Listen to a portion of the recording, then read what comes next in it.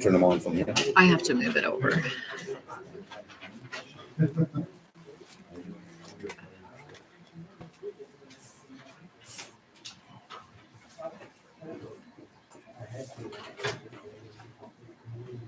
Wait a minute. Shoot. Oh, sorry, Paul. Now what did I do with it?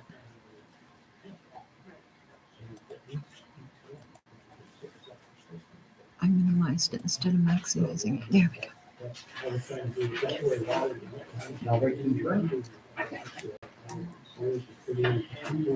Okay.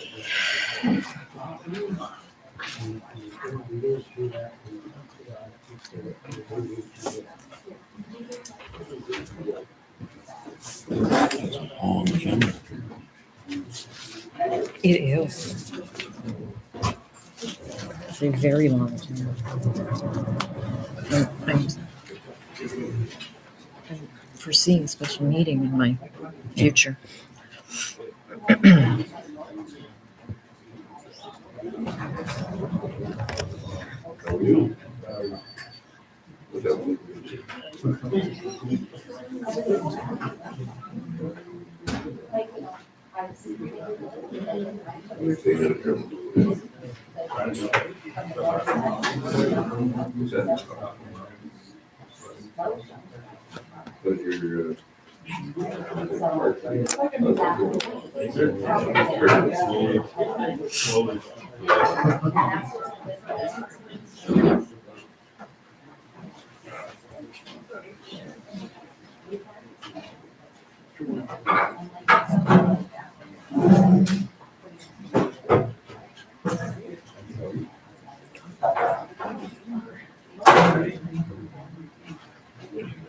You ready there?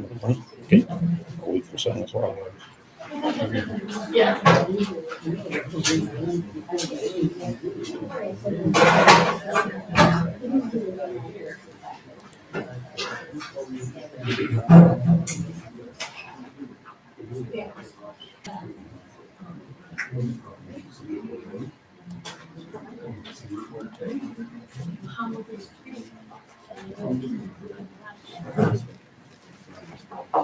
Okay, good evening, folks. It's 7 o'clock. I'll call the meeting to order.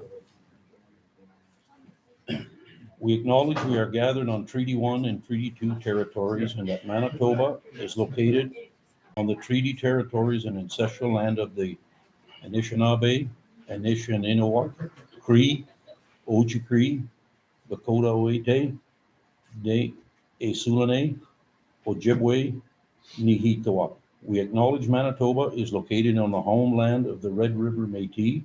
We respect the spirit and intent of treaties and treaty making and remain committed to working in partnership with First Nations, Inuit, and Métis people in the spirit of truth, reconciliation, and collaboration.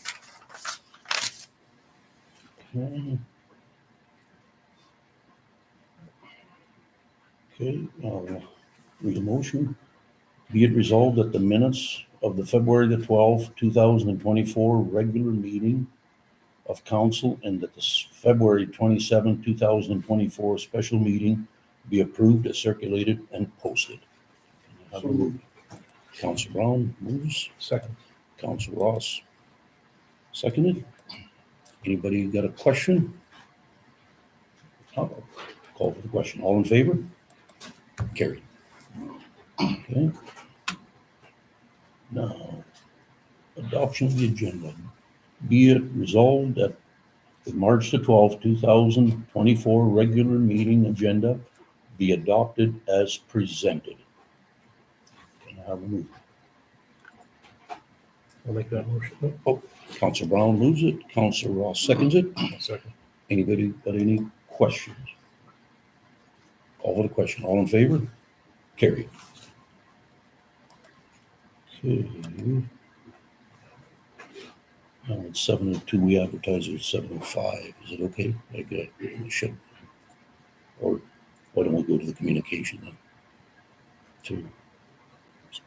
The public hearing was advertised for a little bit later, so we'll go to the communications and deal with that first.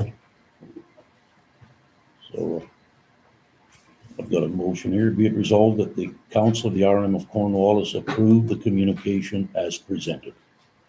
Can I have a mover? Councillor Maxwell moves it. Seconder? Councillor Rohan? Anybody any questions about the communications? If not, Communications or need that? what's that? Is it just communications or do you need Yeah. that comment? Well, just communications is what the motion, right? Just communications. You got any questions? Yeah, okay, I'll call for the question to receive the, all the communication. All in favor? Carried. Okay. We've dealt with that. Let's do the second here.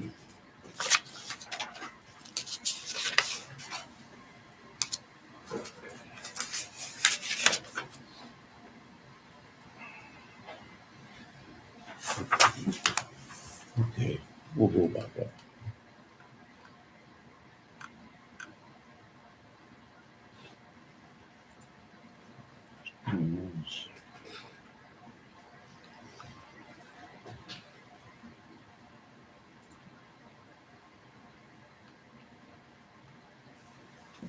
Okay, motion is be it resolved that we do hereby adjourn the regular meeting for the scheduled conditional use application CU-001-24-C and variation application VO-001-24-C, public hearing at 7:04 PM. Can I have a motion? Councillor Brown? Can I have Councillor Maxwell? So we are adjourning to a public hearing. So what I'll do is read over the guidelines for the public hearing for the audience. And I guess the first thing the CEO advertised, that's the first thing we have to do is acknowledge that the public hearing was advertised to the public. So now I'll read over my duty as the chair. Chairperson will explain the purpose of the public hearing, how it will be conducted, and what kind of outcome will result. The purpose of the public hearing is to receive representation from the applicant and any person who wish to make regarding the concerns. We will hear first from the applicant, then from those present who wish to make representation, starting with anyone who wants to speak in favor of the proposal. At the end of the presentations, the applicant will have an opportunity to respond. If in the response, the applicant supplies new information or raises new issues, then the others will be given an opportunity to speak again. At the end of the presentation, the members of council may ask for clarification from the speaker on any fact or issue, but will not enter into any debate. Persons speaking must address the chair. If they have questions that they think the applicant should answer, they should raise them in the presentation to the chair. The applicant will have an opportunity to respond to questions when the other presenters are finished. This is also not at the time to ask questions to members of council. Under the Planning Act, the purpose of the public hearing is for the council to receive representations and no discussion or argument involving members of council is prohibited. So I just thought I'd read that. It's right in the Planning Act. Yeah, no, For anybody who speaks, yeah, they have to let me know yes, Oh, you've got it, okay. yeah, yeah. no, their name and then, yeah. So now the public hearing is open. So I want the applicant to come to up front first. And then you need to state your name very clearly and we'll record whoever's speaking. I'm Nicole Minto. I'm the one who put in for the variant and So Nicole Mitchell. Yeah. Okay, I have nothing to say. Just I don't have really anything to say. I'm just here just in case somebody had a question or something. So, Mr. Chairman, basically, Yeah. Nicole is Yeah. wanting to subdivide off her 5 yards 5 acres off for 80 acres. Yeah. For That's correct. conditional use of it. That is correct. Yeah. So, yeah, thank you, Councilor Brown. Yeah, that's Yeah. clarified. So you've got nothing more to add then? No, that's. Oh, this one. okay. So, Nicole, thanks, Nicole. Okay. Appreciate it. Does it, anybody in the audience want to speak in favor of this application? Does anybody in the audience wish to speak against the application? Come on up front. What the application was for? I didn't hear what that was. It was for to subdivide 5 acres off, Yeah. an 80-acre plot, Right. just to put a single dwelling on it or something? No, I already have this and what I already did there. Okay, Yeah, yeah, okay, that's, yeah. yeah. I just wanted to clarify which issue that was, what we were addressing. That was Wayne. What's Wayne's? Wayne, Wayne McConnell. Wayne McConnell. Just had a question for clarification. Hi, Kim Cloister. If you already own the land, Yeah, you already have the dwelling there, yeah. what is the purpose of the subdivision? What is the purpose? Just to separate the 80 acres into 2 different parcels, like into 2 different. No, like to 75, like I own 80 and I'm keeping 5 where I live, and then we own 75. So the intention is to sell the 75? Eventually, maybe,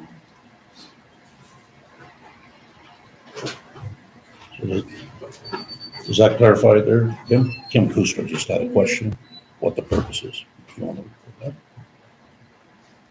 Does anybody else have any questions regarding this application?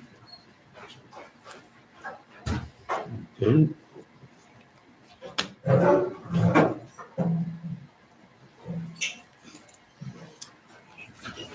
So we can probably stay, Yeah, we don't in have to go public. out I because agree. it's a variation for the same issue. Yeah. So, For 4.112. yes, Yeah, okay. So we're gonna stay, just check with our interim CEO. We're gonna stay in the public hearing here. Just a question, did you, maybe I missed it, did you ask if there was anyone on Zoom? that had a No, I question? did. Good point there. Is there anybody on Zoom that has a question in regards to either in, You're broadcasting on YouTube, so they don't have the ability to do that. It's oh, not a two-way communication. exactly. okay, then we We can, used to use Zoom for these meetings, so people could do that, but with YouTube, they don't have that ability. okay, then I guess we need to resolve that. Yeah. Okay. So if there's nothing else there there's no resolution on 4.12. So do we close this one now? I mean, Yeah, like I guess you could ask if anybody wants to speak in favor of it Yeah. or against Well, it, because and- it's the same issue, except for Yeah. when they subdivide off that piece, the piece Mhm. has to be, separated from the main piece. So is there anybody else that wants to speak in favor of this application? That'll be the last, so on the variation this time. according to Yeah. our zoning, it has Yeah. to be 80 acres. Mhm. And if she's subdividing this piece off, it'll leave 75 acres. So, So that's the variation. Yeah. Yeah, so that's The all, question I have is this, if it's being subdivided, does it still meet the development warning bylaws? yes, yes. This And is, Another question, that's something that came up here in one of these last subdivisions was waiving the new lot fee of $2,500. Is that happening with this one too?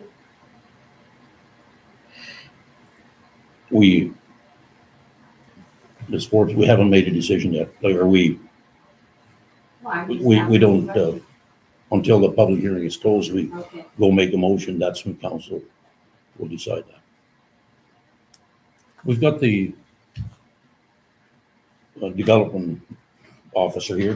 Brad, would you mind introducing yourself and speak to this application? I didn't- Keystone Plan District. This condition is in variance as part of subdivision 4116-2385-82. Looking to subdivide 5 acres out of her 80 acre total, leaving 75 acres. I'll have to be married 275 because the minimum is 80 in the GA zone. And as for 5 acres, there's a line on there already, so that will have that on part of the conditions. Okay, thanks, Brad. So I would speak in favor of this. Okay, it's Carla Chamberlain. She speaks in favor of the application. And Brad Roth spoke to clarify the application. Okay,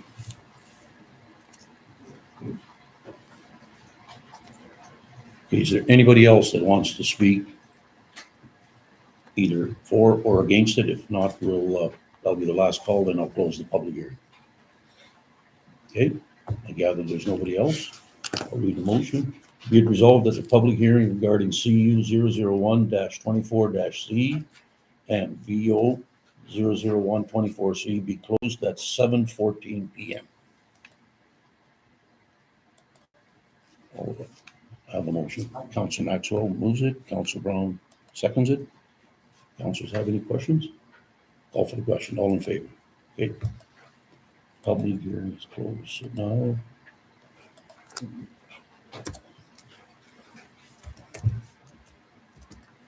we'll need a motion to go back into regular meeting, but I'll need a motion will be it resolved that we hereby go back in to regular meeting and then come back out of it and go back in, correct? Is that the way? Because we just came out of a public hearing, Yeah, so but there's no motion there. Where it's, it's in 4.2.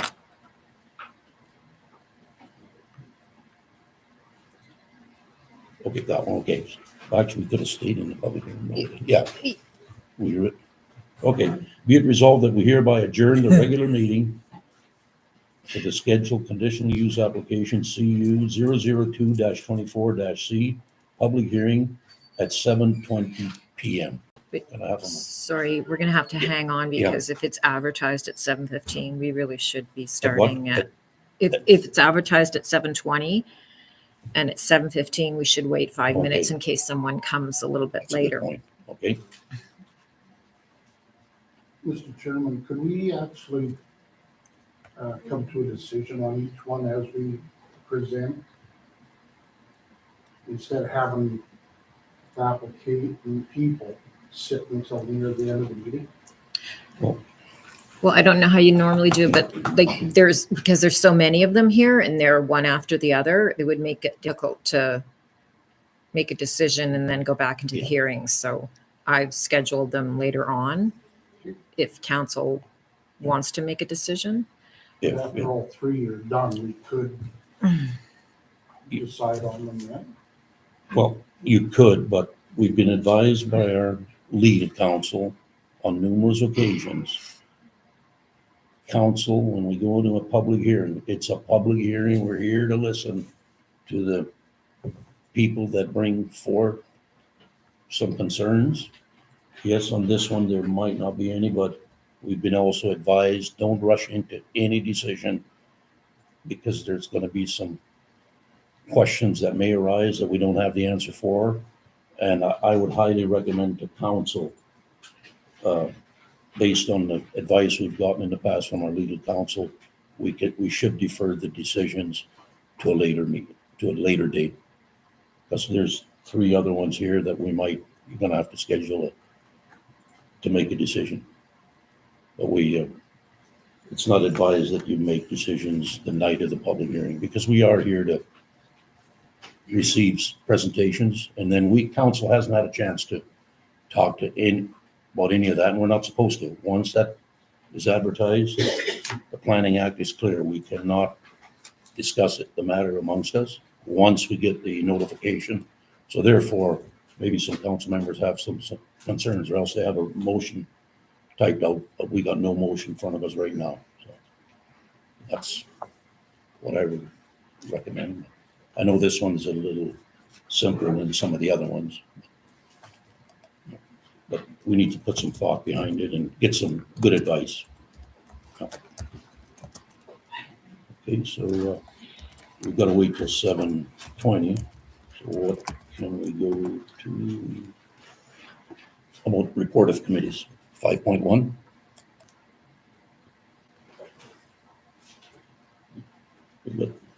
Does anybody have, We're not gonna have enough time to go through that. what's that?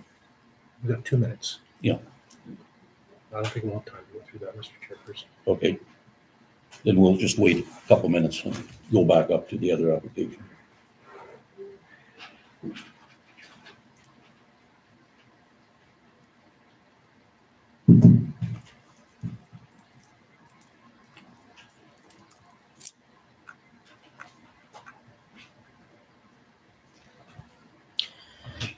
I don't know if you want to have Brad speak on the Yes, application. I think we will. I didn't realize he was there. Mhm. So Yeah. we'll get him to.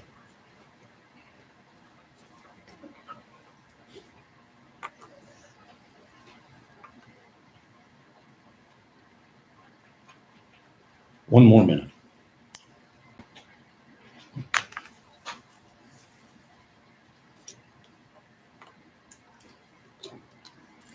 Are you waiting for these guys? What's that? Are you waiting for these Yeah. guys? Because it's advertised for 7:20, we'll need Brad in here at 12. One more minute. Would you mind getting Brad in here, Carla, to, he'll explain the application. That's really the way it should. I wasn't aware that he's here. Yeah, sorry.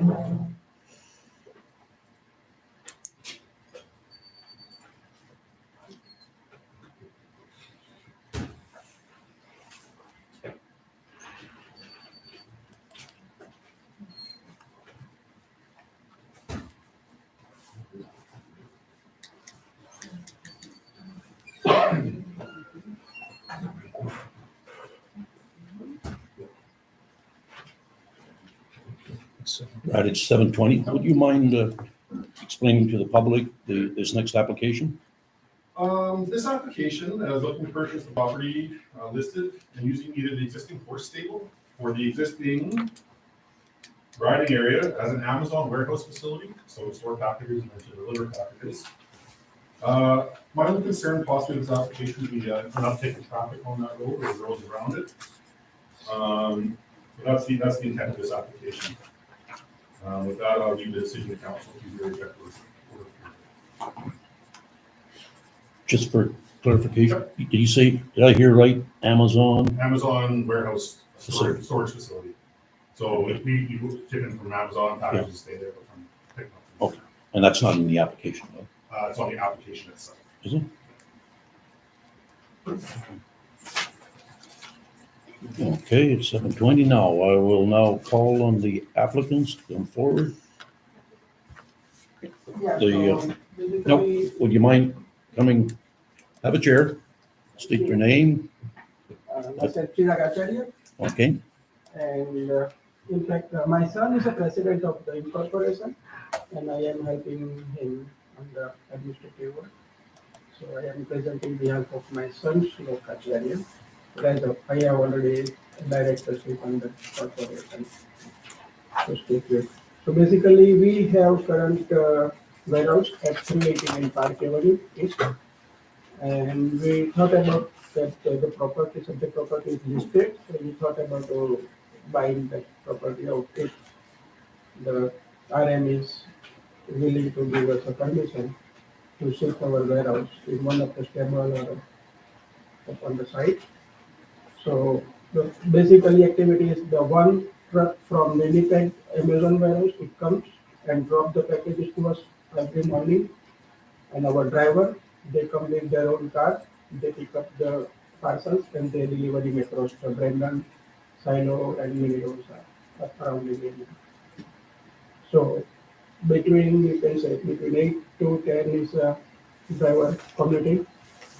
And that is a pretty much, if any driver has a leftover, maybe one or two, they come back by evening, end of the day.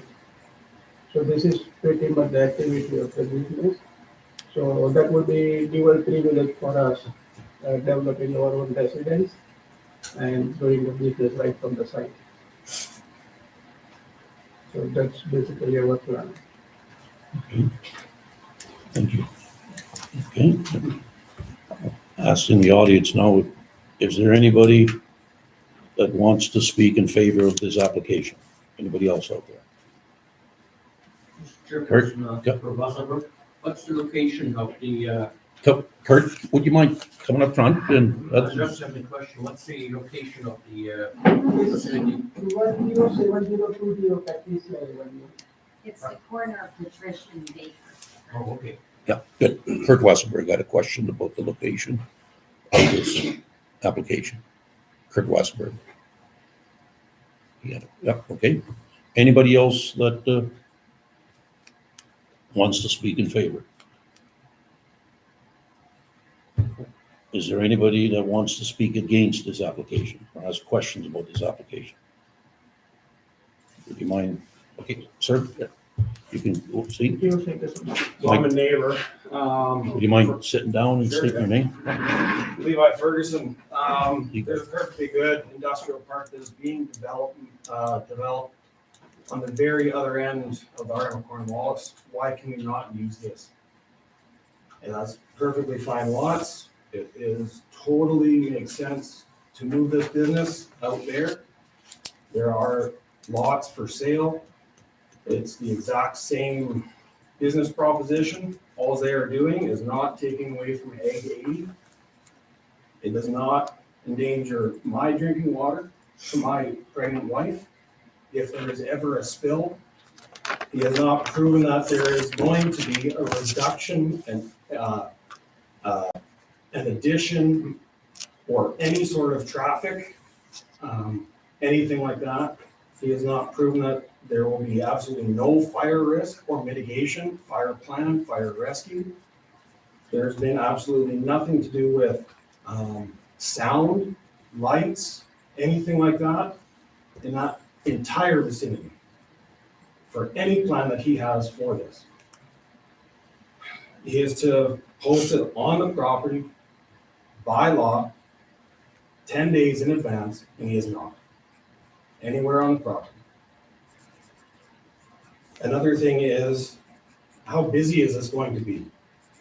He says it will be from 8 till 10. It's definitely going to get busier as Brandon expands. I don't care if Brandon expands, but it is inside city limits and outside of city limits that he is operating this business. It does not help the arm of Cornwallis.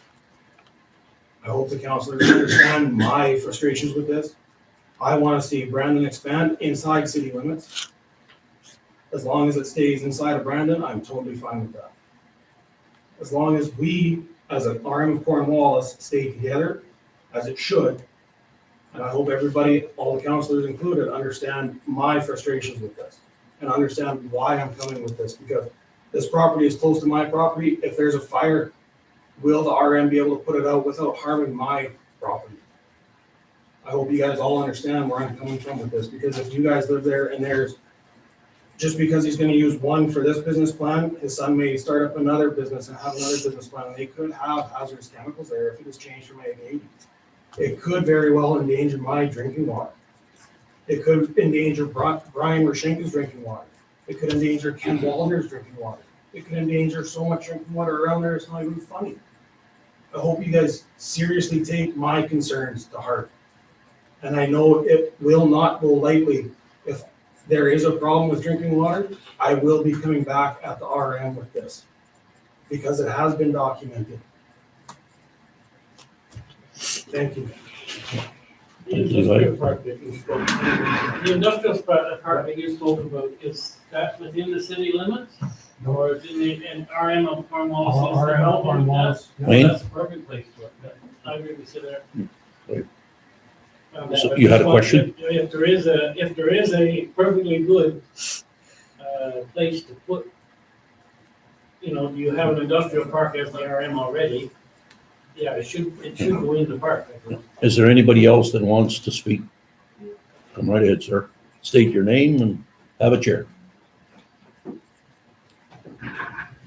My name is Brian Rashenka. I own a property that just is right against the property that he's proposing to rezone. So that 20 acres borders on like 10 acres. His north end is my setback. So when I come up my front porch, it's 60 meters to that fence. I know he's proposing Amazon, which how big or small is it? I don't know this thing. But I am strongly against this ag property turned into a warehouse / transport spot. You drive around the edge of Winnipeg, there's a lot of these, but there's 20 trailers sitting there, there's 20 going on the road. We don't know, I don't have a crystal ball to see how big this thing is gonna get. But like we've said, there's an industrial park just down the road on Patricia. We're on the corner of Baker, that's on the corner of 70th Street East. There's land there to develop, and out in the ag, where there's people that invested a lot of money like myself, and the other Ken, Levi, that were right around there. Now, bring semis and everything in between everybody else's houses here, park them against your fences, and have racket going around the clock and see if you sign up for that. In an agriculture.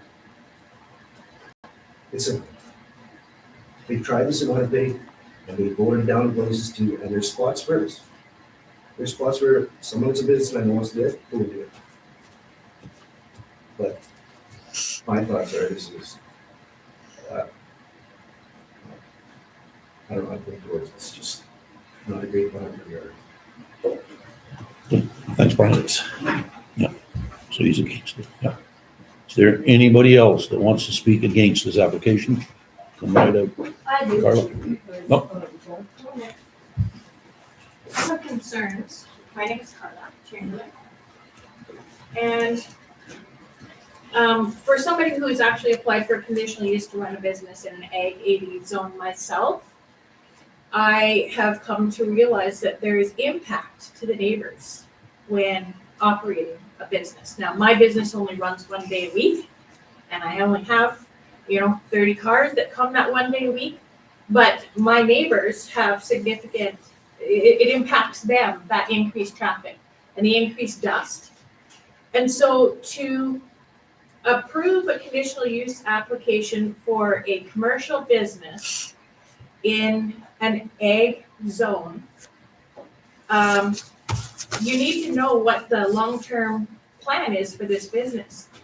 So giving a conditional use is like giving a license to do whatever they want once they get it.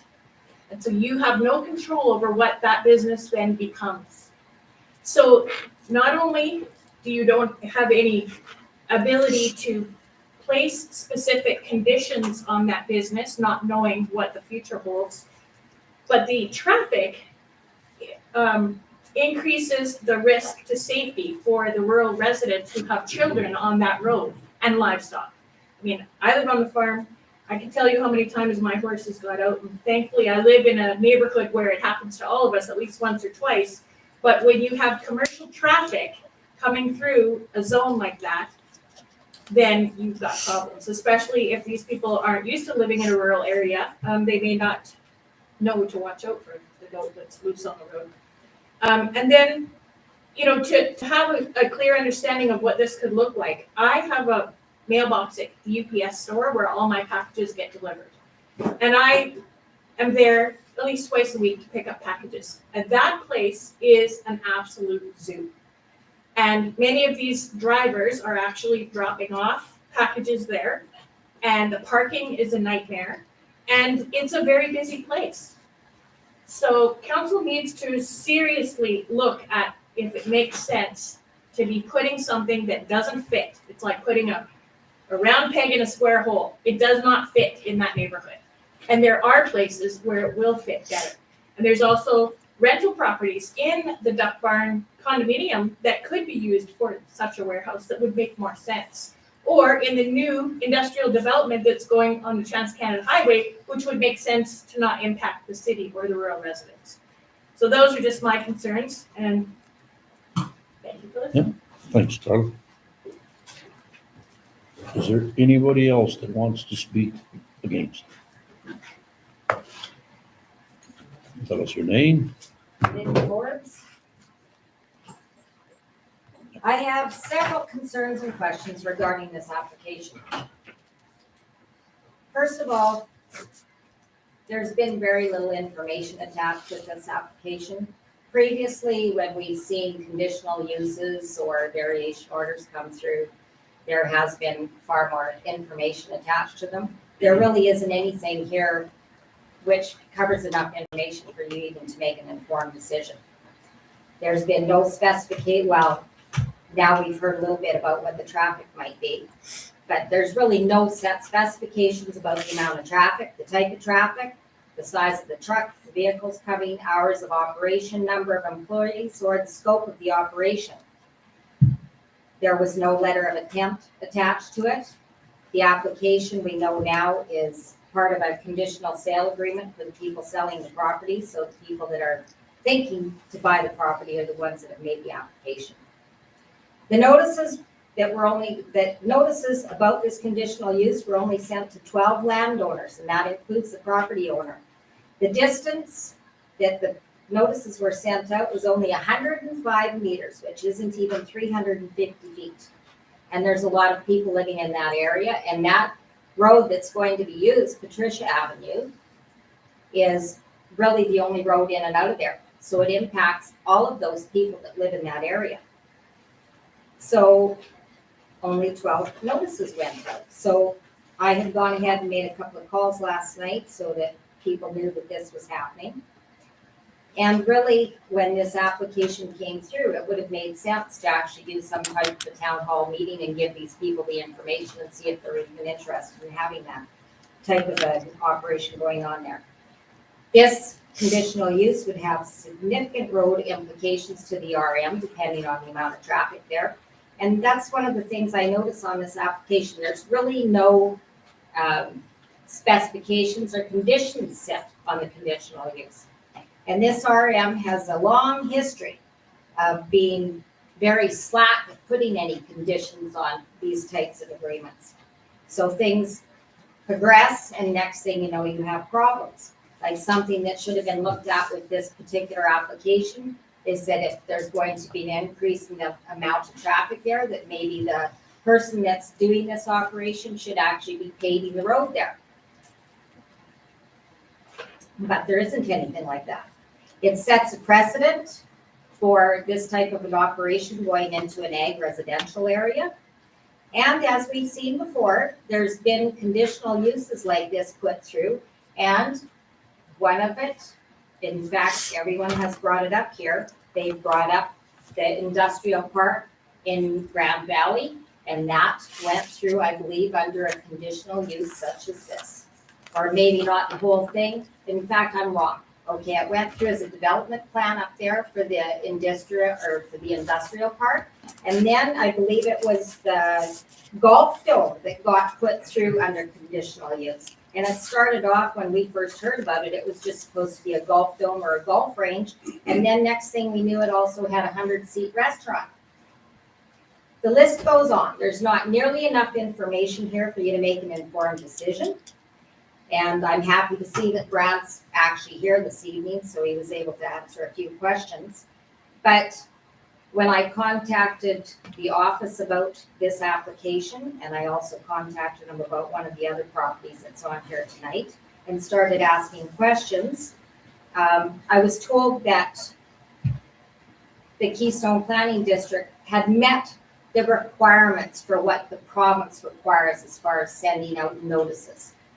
And you know, KPD has started, we've gone through some different employees there, and there's been mistakes several times now. It's been ongoing since KPD was started. And at the end of the day, are we here just to meet the minimum requirements? Like in a situation like this, there should have been notices sent out to a lot more people because it affects a lot more people. So at the end of the day, is meeting the minimum requirement enough? I don't really think so. And yet we have employees that are working for KPD that are making more than what the industry standard is for those positions. KPD isn't making money, and yet we've given out salary increases to people that are just, what, meeting the minimum Mr. Chairperson, requirements? I don't think KPD it's is not on appropriate. trial here. What's that? KPD is not on trial here. Is what? KPD is not on trial here. On the trial, yeah. Anyways, that's my thoughts on it. And the other thing that I should bring up is, as the information was sent out, the notices, now is the notice that you got the same as what we saw on the agenda? Because if you look at the map, I believe that when they sent out the notice, they actually included the property to the south of the property that we're discussing. So your information that's gone out and it has been circulated is actually incorrect. So this would actually not be a valid public hearing. Thank you. So, Ms. Ford, you're against it then? We have to record it, Yeah. right? oh, No, yeah. you're against it. Is there anybody else that wants to speak against this application? Michael Chiski. Michael, what? Mike Kolchiski. Michael Chiskin? I live on Baker Road, less than a half mile from the property in question. I just heard about this today. I was not notified through community notification. So I'm kind of going off the top of my head here, but I am definitely against this proposal. This is a school bus route. School buses go up and down these roads every school day, morning and afternoon. The increased traffic flow, it would be a huge concern. There's school bus stops within 100 meters of that property. This area is kind of a hidden gem. There's lots of equestrian horse riders in the area that use the road with the horses. They go up and down the ditches. There's pedestrians that walk these roads daily. So there'd be a huge concern if there's an uptick in traffic.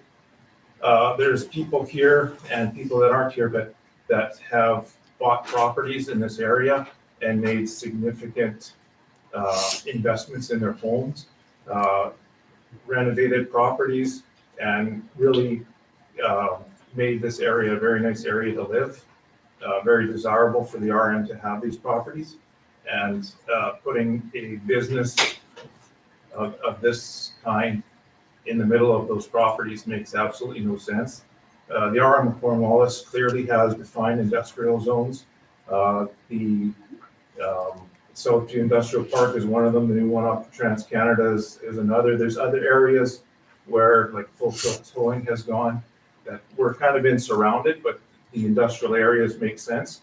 To put a industrial property or commercial property in the middle of these houses makes absolutely no sense.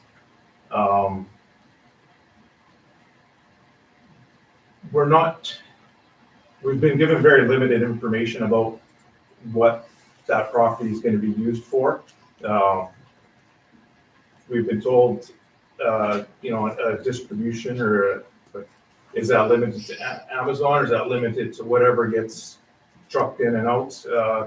There's concerns over dangerous goods coming in and out if that's what they choose to do. It's going to increase truck traffic. It's not limited to one part of the day.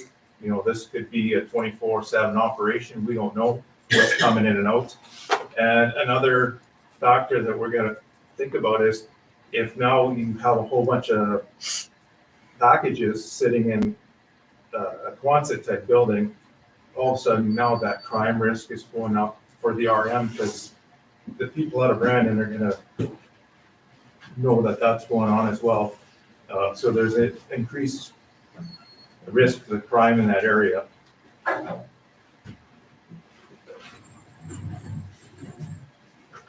To sum it up, I'm definitely opposed. Great, thanks a lot. Okay. Yep, come on in. My name is Marilyn Plummer.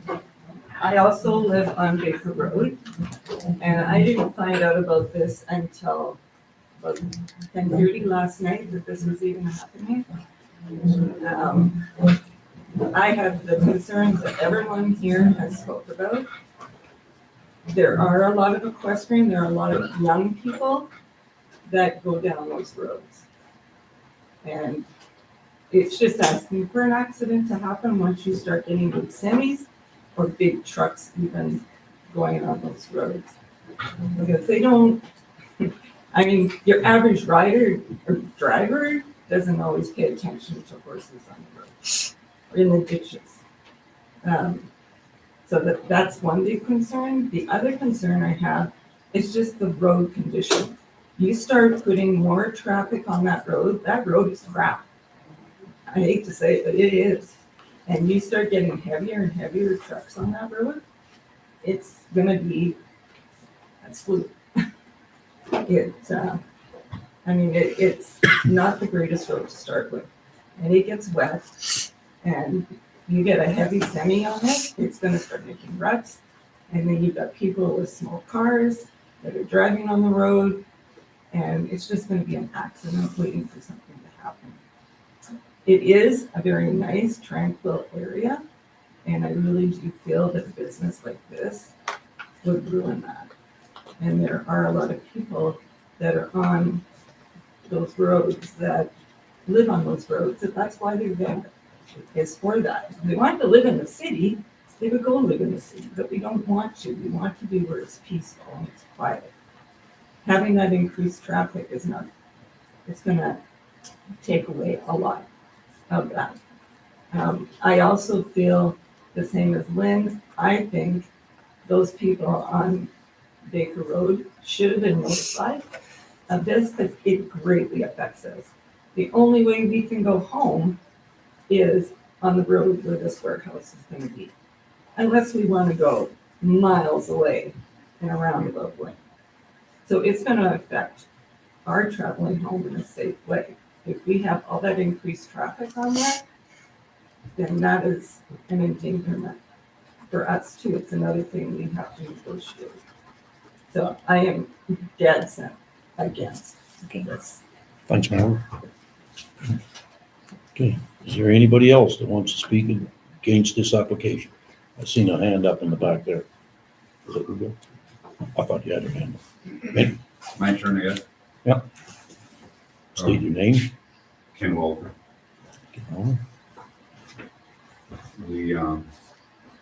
We're directly west of the proposed location. And I think everything's been said. Traffic, kids, peaceful. A lot of people spend a lot of money on homes and because they don't want to be in the city. And we don't know really what's going on. I mean, we got the notice, but it's very vague. Tell us what's going on. And once one shed is full, you for the next shed. So yeah, we're be nice to have neighbors, but man, it'd be nice to have somebody with some horses. And that Use what it's for. use what it's for, right? A lot of passionate people here, but I don't think that's the case for a warehouse. Sure not. First time I've met a lot of my neighbors here, but I drive up and down with my skid steer when it snows to clear up the snow. But Sorry. I'm opposed for sure. Opposed. Okay, Ken Walter opposed. Anybody else wants to speak against this application? If not, I will give the applicant a chance to respond with some of the questions. That's what we have to do. If you want to come up and Basically, we just put the request to have everyone's good faith on us, and if that doesn't work, so no comment on it. you've got nothing to add? Okay. Okay, if there's nobody else in the audience, does council have any? I have Question. two questions, Yep. Mr. Chairperson. Yeah, go ahead. First question is that road subject to any of the spring road restrictions that we put in place? That's a good question. And I Councilor Brown says, Okay. I do have some questions for Mr. Achara. for the applicant? To the Yeah, okay, so yeah. go ahead. Do you know the size and the type of trailers and trucks that are going to be proposed to be coming? Right now, we are receiving 15 cubic. 15 cubic, 1.5? Yeah, but, eventually it's set up for like, it may come in the semi if load goes up during summer time. We receive average 2 to 3 skip every day. Sorry, say that again. We receive average 2 to 3 skip for Brandon and surrounding area every day. And summertime and let's say for holiday time, pretty much on the Christmas duration, it goes up to 6 to 7 skip that we need. We are receiving for the distribution every day to the town. So this is pretty much the load we receive. Does Amazon transport any dangerous goods at all? No, Amazon pass it to the ASL for Canadian logistic distribution, and we receive from ASL at limited location. And have you considered a planned route in and out of your place? Sorry, A planned route in and out of your place? not yet this point now. We just requested, like, if committee is happy and if we are receiving any conditional, so what kind of provision required, that we can go for the next stage. Do you know if they'll be storing any trailers on your site? No.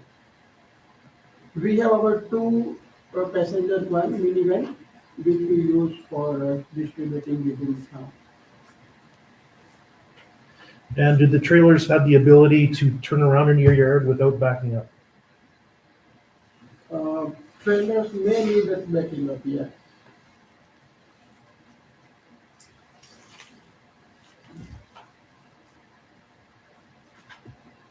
I'm good. Yeah, okay, thanks, Councilor Ross.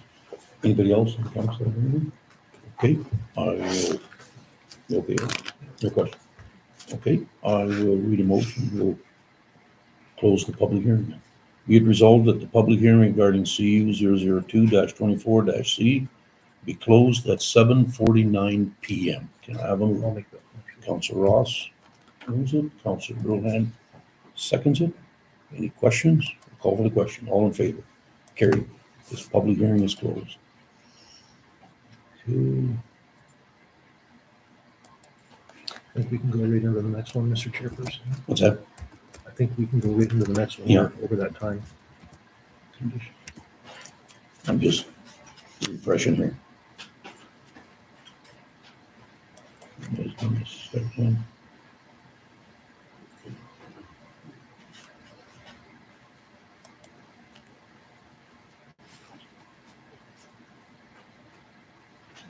Slow, okay.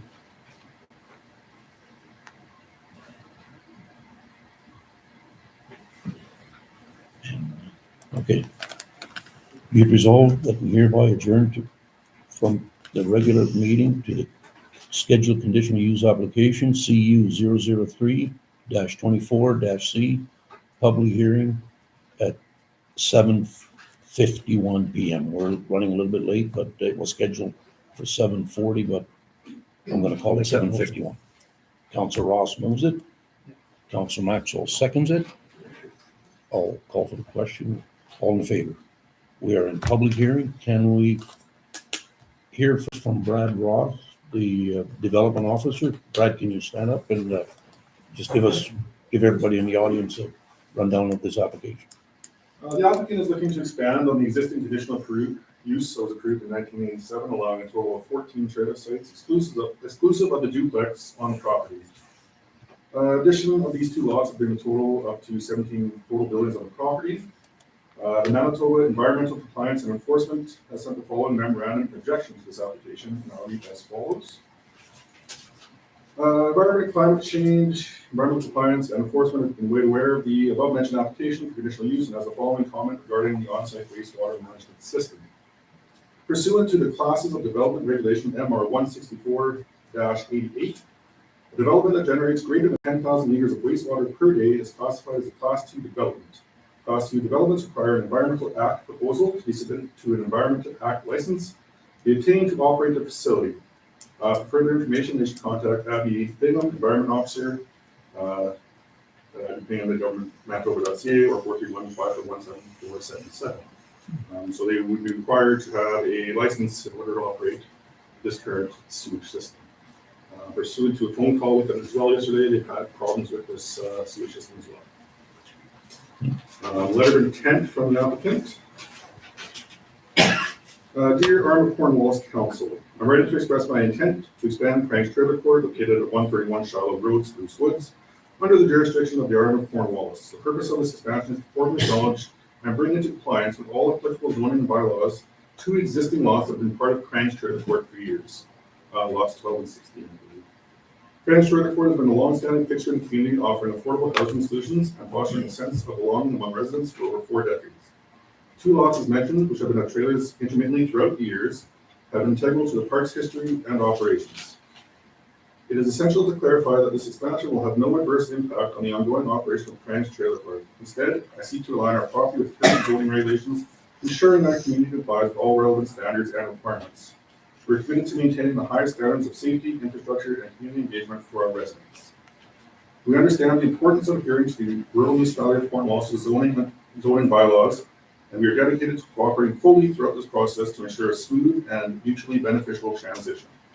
We have provided additional maps and documentation required to facilitate this expansion and bring Crank's Trailer Park into full compliance. We appreciate your consideration of this letter of intent. We look forward to working closely with the rural municipality of Cornwallis to ensure that Crank's Trailer Park continues to provide a safe and welcoming environment for our residents. Sincerely, Dennis Smith. Thanks, Brad. Great, thank you. Now I'll ask for the applicant to come up. Tell us your name. Yeah, Mr. Grantham. So yeah, we're in process of pushing this trailer court from Jim Crane, so we submitted it on behalf of Jim Crane. That was news to me on the opposition from the province there on the, I never got notice of that.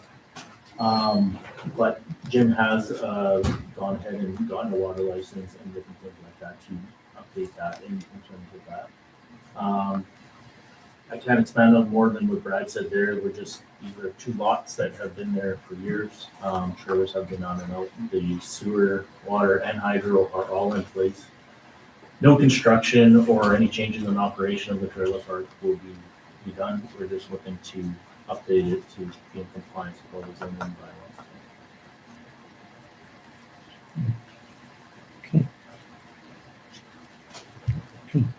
Thanks, Mr. Grantham. Appreciate it.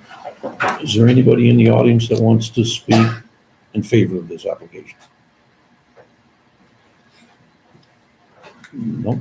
Is there anybody in the audience that wants to speak against this application? No?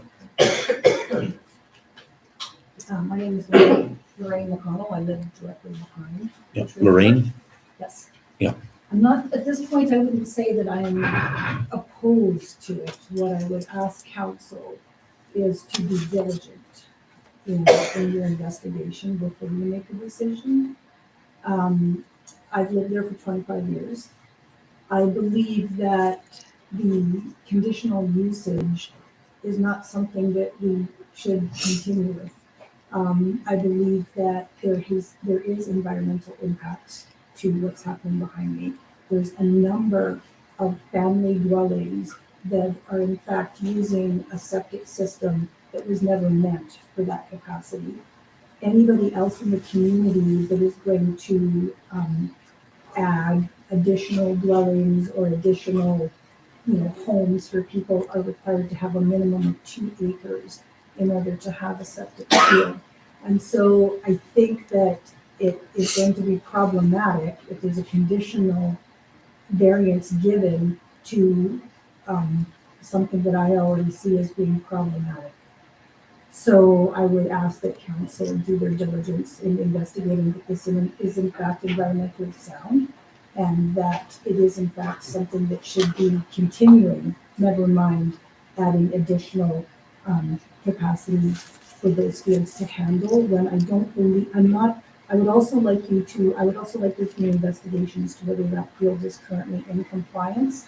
When I had spoke with environment, I had been told in the community that there had been some renovations, upgrades, fixing, something done.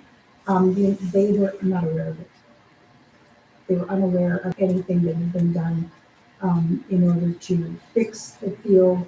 I also have some concerns whether that field is actually butting up against the field for the restaurant, which apparently is also not legal. So I would just ask diligence to do an investigation before you make any final decisions. If this is a case of providing additional housing in our community and it is environmentally sound and there's going to be no impact, and that they are in fact in compliance with all zoning that everyone else is required to be in compliance with, I don't have a problem with it. Thank you. Is there anybody else that wants to? I do.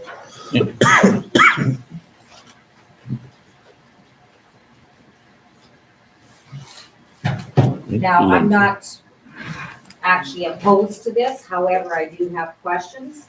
Now, if I understand correctly, is that a septic field that they have? Okay, and so it's 40 years old. Okay, so we're talking basically 40 years old, so I mean, it's probably almost on its thing. And then what about water there? Does everyone have their own individual wells? What is the water system there? It's all on a single well and it's all treated within the water treatment plant. That's all been recently upgraded with water license. So there's filters, there's chlorination, and then there's this on-site storage as well to ensure that there's no flow and stuff. So it's from a single well that just bursts over to each other. And like I said, I'm not specifically opposed to this. I do have questions about it. And there again, as everyone knows here, because I emailed today, the proper information was not on the meeting agenda. So unless everyone hauls their butt on down here every month before the regular meeting to see what's actually there, when you clicked on the link to look at the information for this specific public hearing, the information from the previous public hearing came up. So anyone that was even interested in it couldn't access the information. Now, I'm not sure going in there, like I actually had occasion to be in the trailer court about a month ago, I guess it was. Now, it's a pretty steep grade driving down into the trailer court. Like, you're planning on adding 2 more lots? So the lots are existing there. Oh, they're already there? They're already there. Okay, so I'm assuming the one directly off the driveway when you go down, or are they? No, so if you go down, they're on the west side of the, Oh, okay, so at the end of the loop. or Yeah, whatever there, yeah. So, like, I mean, are you having quite a bit of trouble with people getting in and out there now with like snow and that kind of thing? You know? Anyways, I guess that's my concerns, is about the septic, the water. Now, there's still talk of Spruce Woods Lagoon going in, like maybe it would be a situation where you might agree to go ahead with those lots once the lagoon is in place. Right? Like, it's a possibility. Like this plan, those lots were approved a long time ago. That's another question I have. Generally, when there's conditional uses put in and you actually do some kind of a development plan, there's generally a specified amount of time where those lots can be implemented. It's the same thing generally when you build, if you get a conditional use to do a dwelling, you generally have a year or 2 to actually implement that. So, I mean, that's something else to consider too. Anyways, that's my questions about that. Okay, thank you. So she's not opposed, she just had concerns, she said she's not opposed to it. Yeah, What? I do have a question. Yeah. Though, The CEO has a question, just give me a second. so, because I thought it said that they wanted to expand, so the lots are already there. correct. So you're not expanding, you're, It's expanding in terms of, so when I talked to Jim, he said those 2 lots that were in question have been there as long as he knows. So whether his father put them in years and years ago. I don't know when they went in. But I showed him the old plan that Brad sent us, and he's never seen it before. Now, Jim's father, the owner, is in his 90s now. So we didn't get much information in terms of that other than what was going on. But so those two lots are existing. When they exactly went in, I'm not sure, but Jim said they've been there for quite some time. So there's 16 lots in total. There's 17. Mr. Grantham, could you come up Yes, here absolutely. so we can hear you? Yeah, sorry. There is 17 plus the water treatment plant. The water treatment plant is on a old lot that was existing there as well. So that counts as one of our lots. So there would be 16 trailers, 16 trailers in total, so yes. And I thought the prior conditional use was for 15? 14? So 14, but the water treatment plant is including that because it takes up a lot in the plant. Okay. And you're not planning on expanding it more? You just want No. approval for these 18 that are already Right. there? Right. Okay. So when we were purchasing this, we purchased based on what was existing in the trailer. Just before closing, we found out that when I talked to Keystone Planning, that it wasn't exactly what was on file at the time. So Okay, thank you. Okay, good. Okay, there. Good. Good. Thanks a lot, Mr. Grantham. Wayne, sorry. Oh, I was just gonna say one more thing since he's kind of clarified. So the land isn't expanding.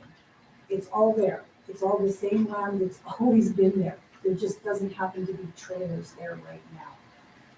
And then we want to know why. Because it, as far as I can tell, it butts right up against the septic field. Right, and the environment has already said they're not in favor of this. So I just wanted to say that it's all, the land hasn't changed. It's always been there. yeah, Is that that's correct right. there? So the land hasn't changed. Yeah. And the reason why one of the tenants used to rent was the vacant lot from us, so we didn't have, Jim didn't have a trailer on that one because we used to rent it, so just for storage. I think, and stuff, so. come on. You said from us, so you already own it now? No, we're in the process of. Okay. So we initially were gonna take possession and then this all came up, so we delayed possession until this all gets sorted out. Yeah, what is the total acreage there? Anybody know that? Wayne, can you tell us your name then? Dwayne McConnell. Wayne McCollum. Yep. Okay. Now, I'm just wondering what the total, I'm not sure. yeah, no more than 2.5 acres. No, and, I own the other, I bought Wally's Trailer Court down the other end of it. And I was told I had to have 2.5 acres to put in to put 6 more trailers. I got 23 acres there and they still wouldn't let me put it in on a 150 by 150 foot lot. All my lots are that size, conditional use for 33 lots. And I haven't put them in because they want me to put in the $200,000 or $300,000 septic system or field or whatever it is and have an engineer and have somebody there that can manage it and all that stuff. So I just backed off from it, but I guess I'm concerned about the water usage or the land itself. I lived in that trailer court for 10 years. There was never any pipes or anything over there. When I lived there, I moved out in 2003 and I lived over across the way for another 10 years before I moved over. But I just, like I said, I just want to make sure that there's due diligence is going to be done. That's all. And that's all I got. good. So are you against it or for it? I'm against that. Well, I don't know. If everything works out right, fine. You know, if they can do it, then that's more power to them. But I mean, it should be done within the same perimeters that I would give it, or anybody else is giving in the area, right? Yeah. Okay. That's fine. Anybody else? Come on in, Carol. I just have a concern, that's all. I'm not necessarily for or against. In fact, maybe I'm for. But I would suggest that, the environmental services had already said no until. So they haven't said no for sure, they just said no until. So if the applicant can meet the environmental requirement and there's a proper notice given to the people that live around there, that's, all gonna take place, I don't know what would be the problem if he already has the space. So I'm not saying no, I'm saying maybe yes, with specific conditions that he has an opportunity to meet. Thanks, Carla. And those conditions have to be equitable. It has to be the same for the entire community. Right. And so when you're sitting with 14 homes, 14 families on 2.5 acres, you know how big the septic field probably is going to be. And you know the kind of flow that's going into it. It would be similar to a colony. Colonies have 14, 15, 30 homes, and they have the same type of usage, and, what do they put in? But the Iron of Cornwallis, states you have to have 2.5 acres for a single family dwelling to have a septic. Right, so they have to adhere to that. That was not necessarily the Cornwallis, that's the government. Yeah, it's provincially regulated. Environment. Is there anybody else? I'll give the applicant one more opportunity to close. Good. So if there's nobody else, does anybody from council have a question for the applicant or for the manager of the Keystone Bank? There is none. I will just give me 1 second. Okay. We have resolved that the public hearing regarding CU 00324C be closed. That's 8:09 p.m. And And be it resolved. resume the regular meeting. Yeah, and be it resolved that the public hearing, no, okay. So be it resolved that the public hearing regarding 00324C be closed at 8:09 p.m. I'll ask for a mover. Council Maxwell, Council Brown seconds it. I'll call for the question. All in favor? Okay. Carried. Okay. So now we'll need a motion to go carry on with the regular meeting. Yeah. Yeah. I did that. Close them and Yeah. resume regular Just give me meeting. a second. I have to refresh here. Just. Okay, that was 0.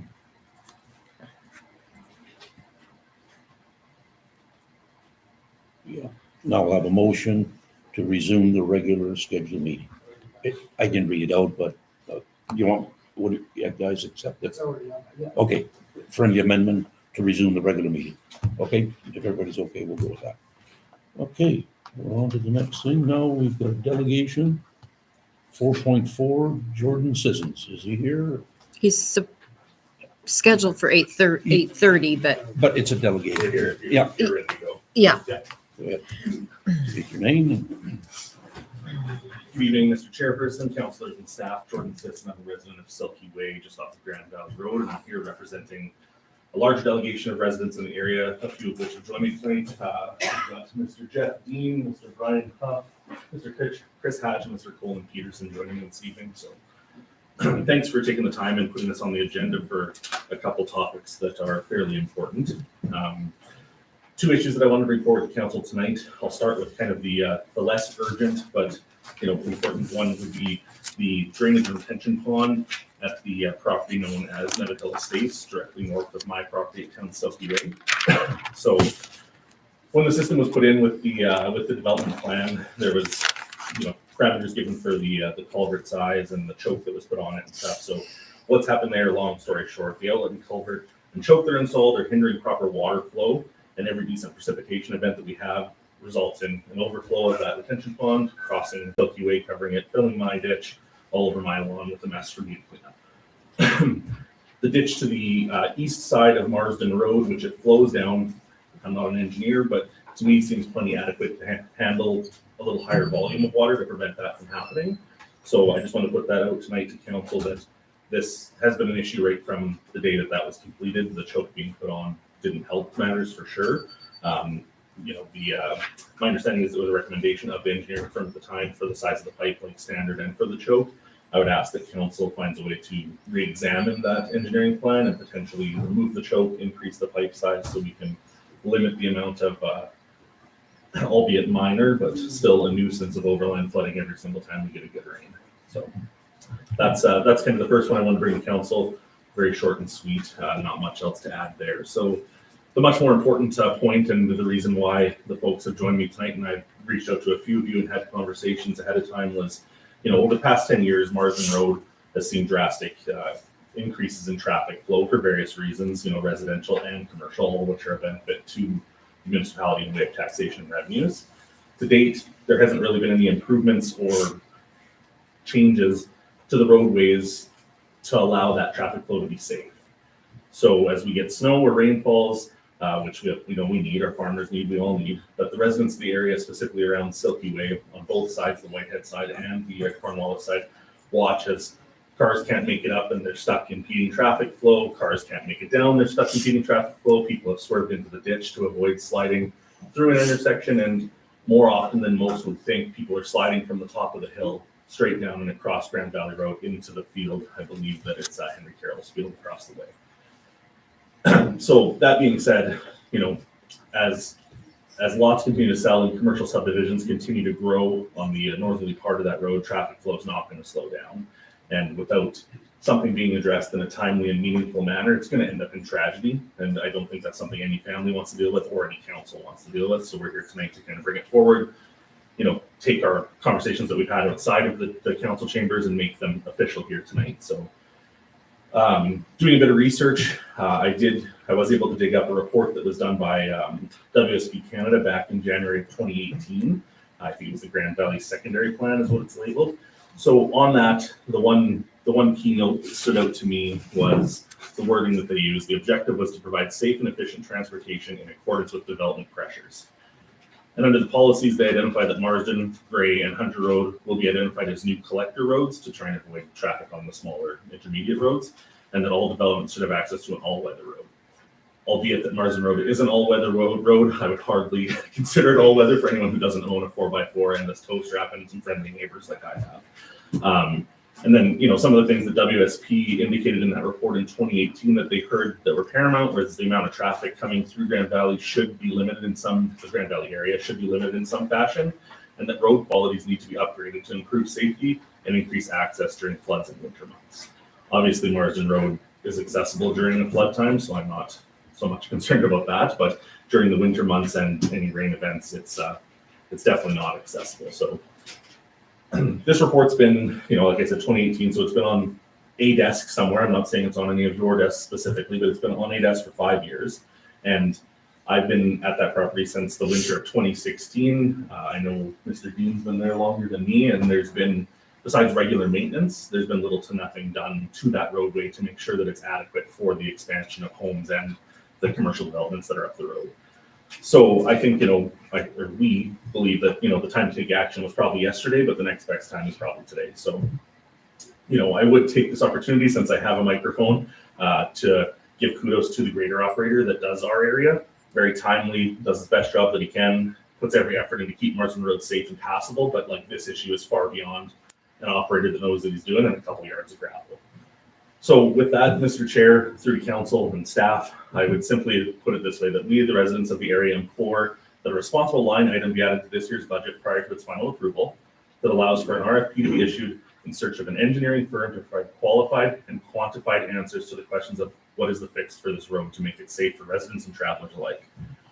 Further to the engineering study being approved in this year's budget, I would ask that council take the responsible decision and make a motion to utilize funds from the one-time federal gas tax fund that was received by the municipality or is going to be received by the municipality to make sure that this project can be completed before we end up on the front page, because we've lost a life due to some negligence, not of this council specifically, but just in general. Excuse me. The delegation that I'm speaking on behalf of today would implore council to treat this as an urgent matter, pass these motions within council at your earliest opportunity, and let that work start to proceed as we get into construction season now. I would also like to say that, being that it's a matter of safety, it's not, we're not looking for a paved road. We're not looking, it's whatever an engineer says needs to be done is done. We don't care that we live on gravel. We chose to live in the country. We're fine with that. We know gravel roads are going to get slushy and muddy, and that's fine, but making it impassable and a safety concern to people, I drive it daily, so I'm able to navigate when I need to ride the ditch and go down slowly, but I watch people and folks that aren't from the area come flying down there, and you just I can watch on my living room window, and I wonder as they cross that stop sign if they're going to need a semi that's coming down the road. So we need to avoid that. So I would almost implore council that this should take priority of any planned flat surface improvements or projects that the council may be deliberating at this time, because this is truly a matter of safety rather than just some washboard or loose gravel and whatnot. So I would put that on the record for council. And as I said before, I've had the pleasure of speaking with a few of you on this issue, and I know around this table, no one wants to do anything that would cause harm. And I trust that you'll make a decision that would, increase the safety in the area. And that's all we have to bring to tonight. I'm happy to answer questions or comments of how we got to where we are now. And I live on Gray Road. Yeah. I feel your pain. okay. Yeah, for sure. That's all that we had, Mr. Chair. I know I'm under my 10 minutes, so unless any of my counterparts want to add anything to that, I'm seeing silence from the back of the room. When it's but- safety, rules don't apply. Safety first, Jordan. Yeah. And one of the things I want to make a comment, not supposed to get into the debate. I do appreciate you, the text I got. If you can allow me to come out there, I dropped everything. It was a Bruin game on that night. That passed up. And I appreciate the folks. It was a good conversation you guys had, and I immediately went home and within hours I emailed council what I didn't know what it was walking into. Right. But I did make a promise that night for the audience there. Yep. I made a commitment. I will bring it to council's attention to put it on the budget agenda, and it made it. I believe we've got a resolution here tonight. We are going to go and get an RFQ. We are not road people here. We're elected officials. Yep. I appreciate your bluntness there, saying get a professional engineer. We don't even want to put our public works people into that position. Let's go out there, find out what the issues are. That engineer will come back and tell us what the issue is. How can we improve it? I doubt it we can fix it, but I'm confident we can find a medium ground where it will improve the impact. And I'll also make a comment that you made. The RM of Cornwallis has invited subdivisions out there, businesses, concept, within the last few years of golfing, industrial park, golfing range. We have to do what's right for the residents. For us making those decisions, I'm confident this council will make a good decision in the very near future to improve what's out there. For sure. So I'm committed to do whatever it takes. Yeah. Yeah, Absolutely. so that's and just thank you for coming to that Yeah. meeting. And also I had reached out to Councillor Brown, Yeah. who he gave me time to chat.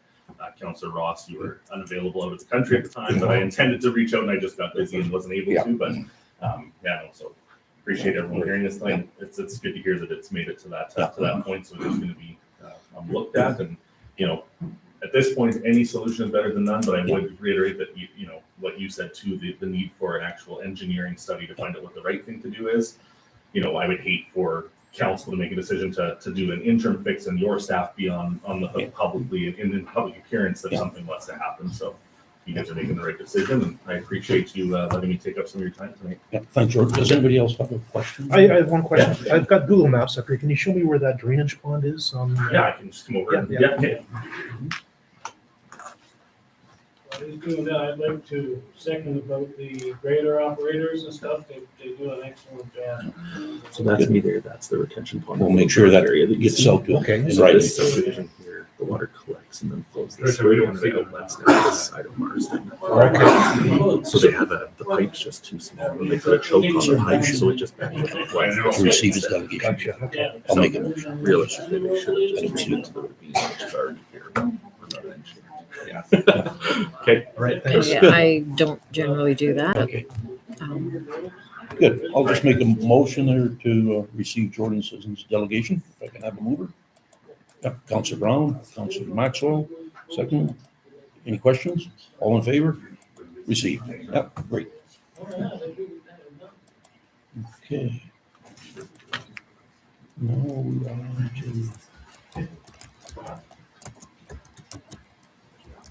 Number 5. what's that? Number 5. Yeah. I'm just- Reports of committees, we did that one, did we? We received it. Oh, okay. We had resolved that the verbal reports of committees be hereby received as presented. Does There anybody- were no verbal Yeah. reports, so. Okay. There's no reports. Okay, 5.1, there is no section. And we received the communications, right? Yeah. Earlier on. Yep. Okay, 8. Like we didn't, like there's no resolution for 5.1. It's just they, Receive it, yeah. In the past, we always receive the reports if there's something on here. yeah, I just put Keystone Yeah. Planning's budget concerns in the reports of committees, because I'm assuming the folks that are on that committee want to report on that. Yeah, well, you being vice chair, Shane, you want to give a report for the budget? And we also got, It's a verbal report.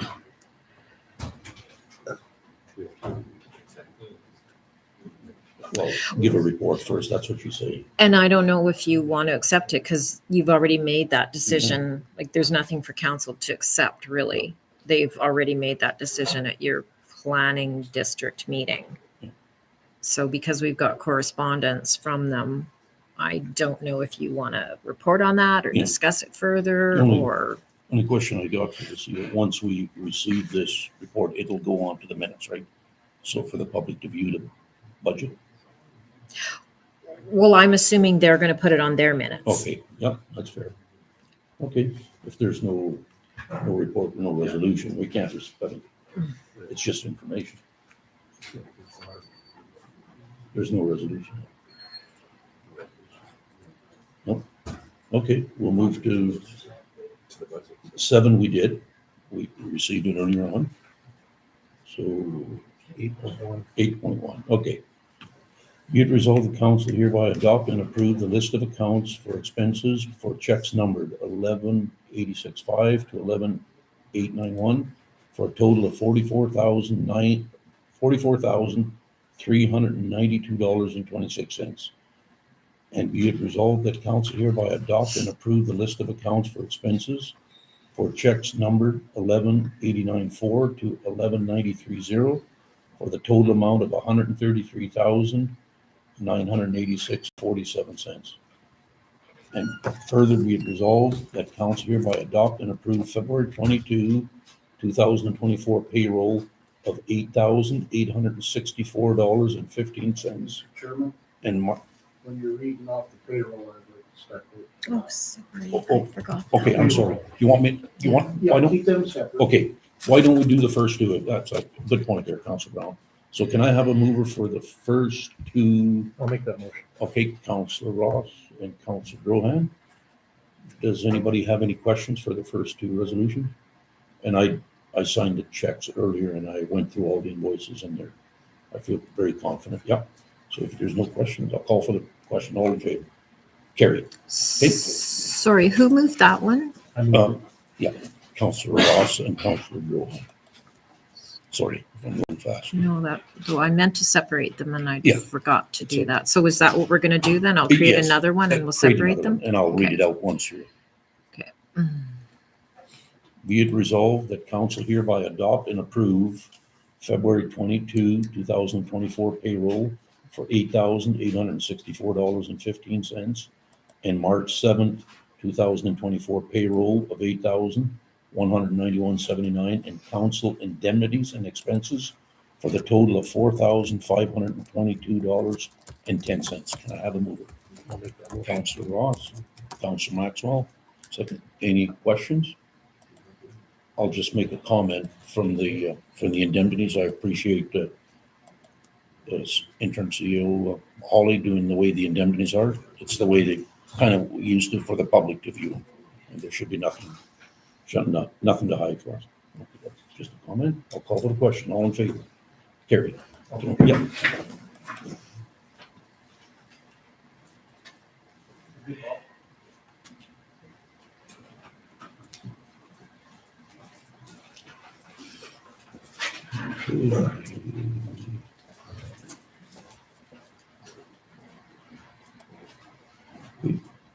one, be it resolved that council accepts the Manitoba Assessment Services Levy of $66,283 for the 2024 assessment services. Can I have a mover? Councilor Rohan, Councilor Maxwell seconds it. Any questions? No.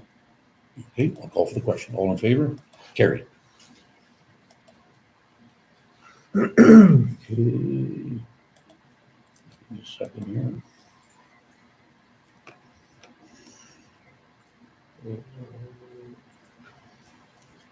8.2.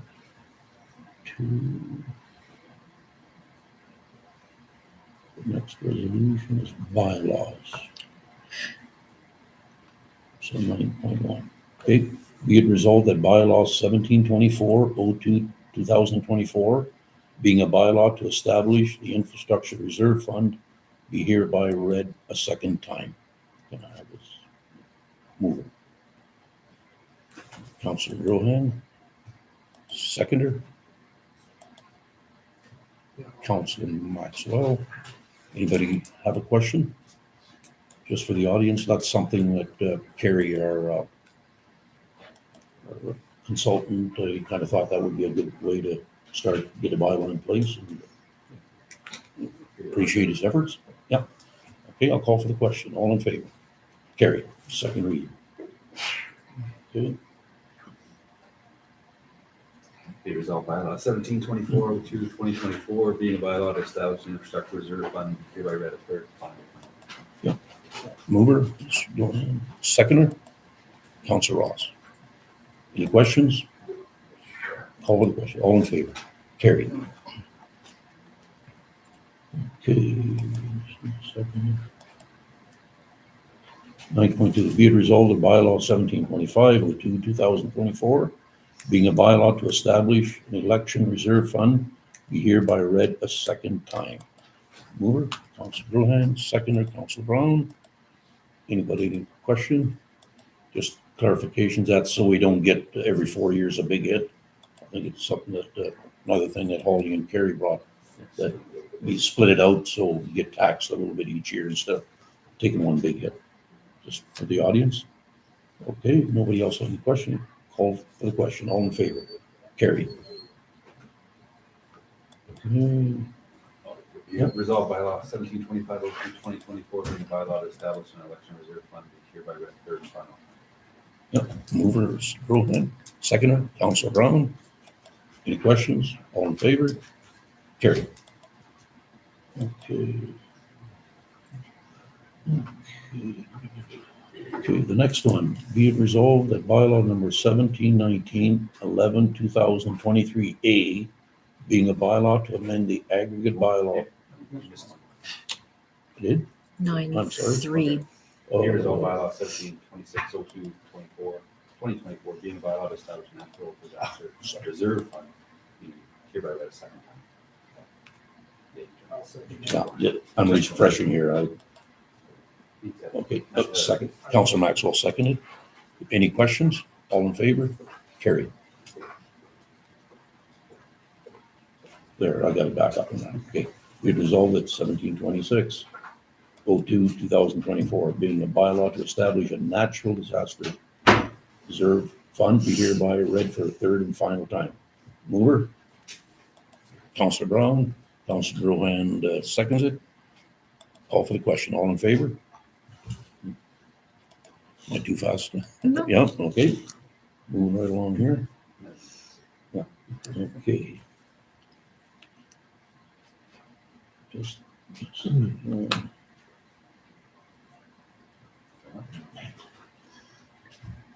Okay, be it resolved, bylaw 1719-11-2023A, being a bylaw to amend the aggregate bylaw 1719-11-2023 for the Manitoba Aggregate Mining and Transportation Regulation 2024 fees update to reflect inflationary increases be hereby read for the first time. Councillor Maxwell, second, Councillor Brown. We can't debate it, we've always been told. So I'll call for the question, all in favor? Okay, that's for the audience, it's the, to adopt the provincial regulation or regulatory bylaws, or increasing the aggregate mining transportation fees.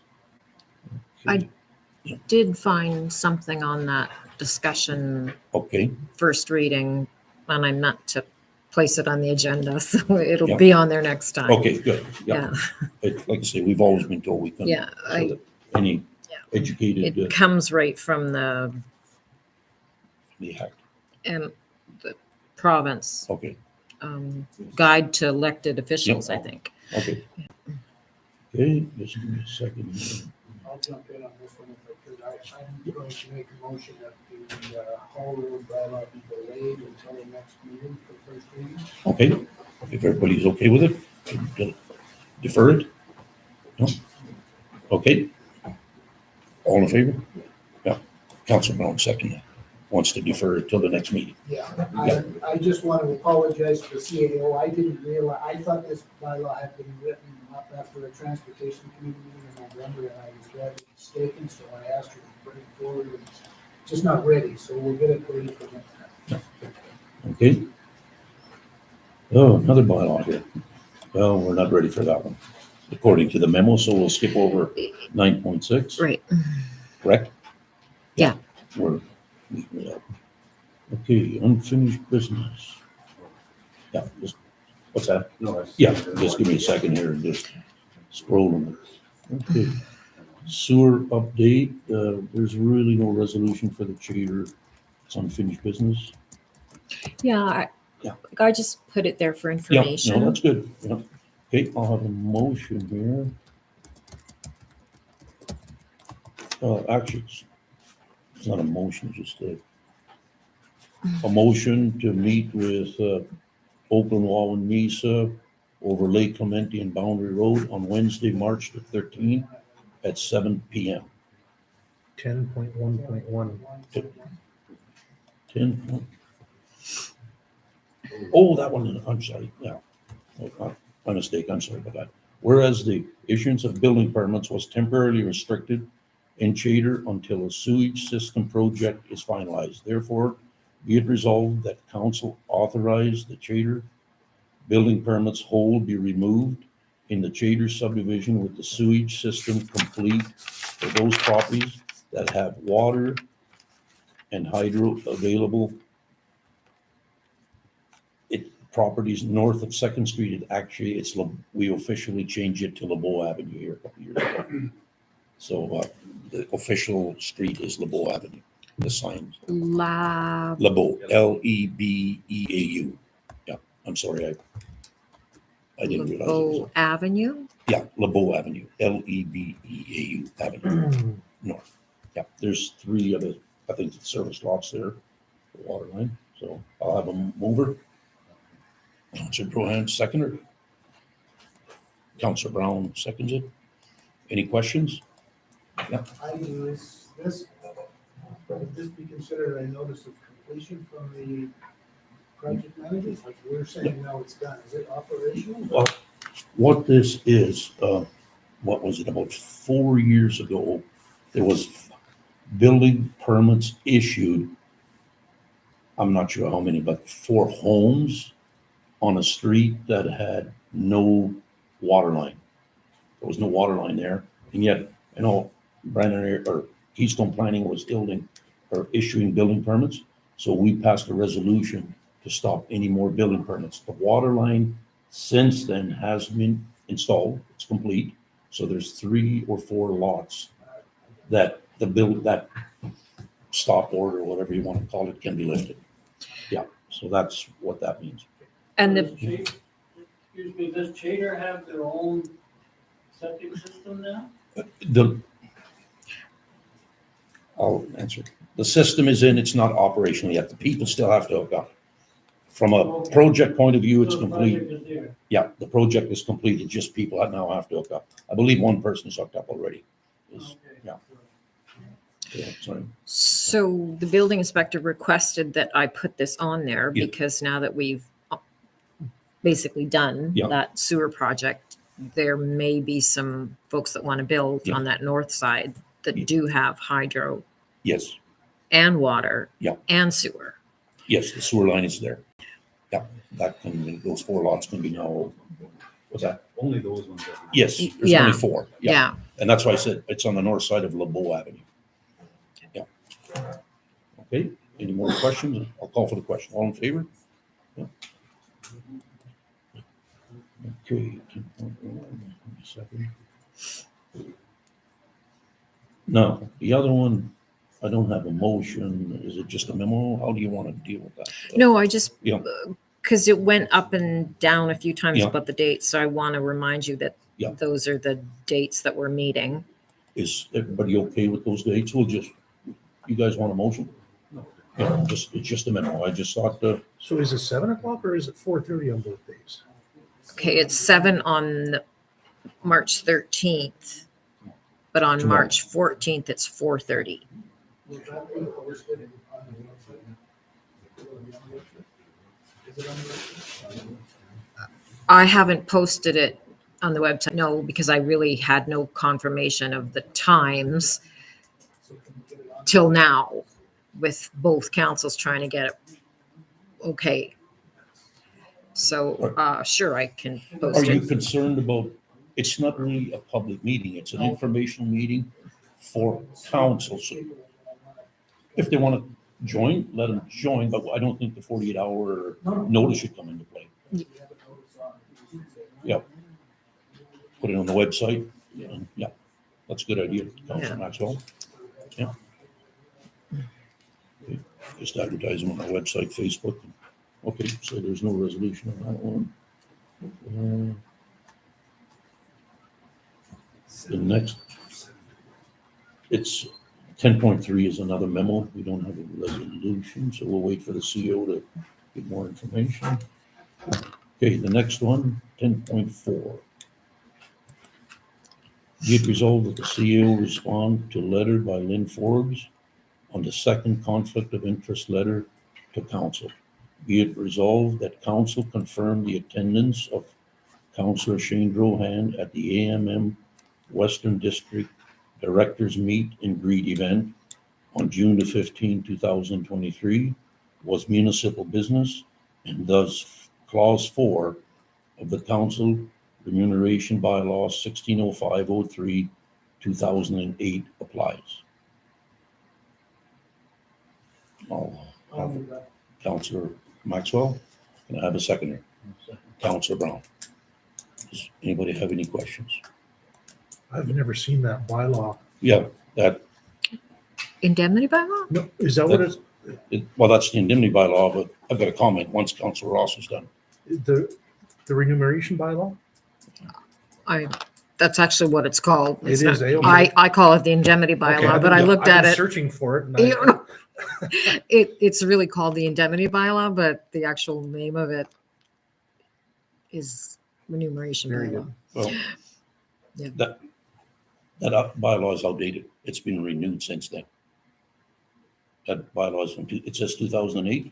We just Oh. did that here about 4 years ago. Oh, I want to say 18 then. That's Well, should be 18. Okay. Sorry. Yeah. The So latest one is- 2000, so if you can accept a friendly amendment, so it's bylaw 2018. It was a typing error by the, Yeah. all fairness. But I looked and it hasn't been recently updated. No, So it was about, I'd say 4 years ago was the last time I think we touched it. I The think, system wasn't being corrected. It's, the latest number is 1680/01/2019. oh, there we oh, go. okay. I knew 2008 was outdated. Sorry, thank you. 1680. /01. 80. Ah, At least that's what comes up on the website when you click the link. Okay. I can't guarantee that that's even the most up to date. yeah, I guess I should have looked there.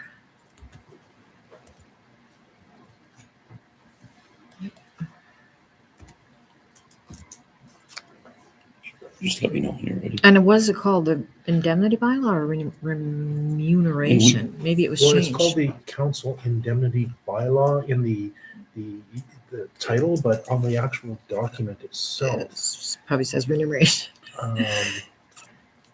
there is no title. Oh, wait, no, there's no title.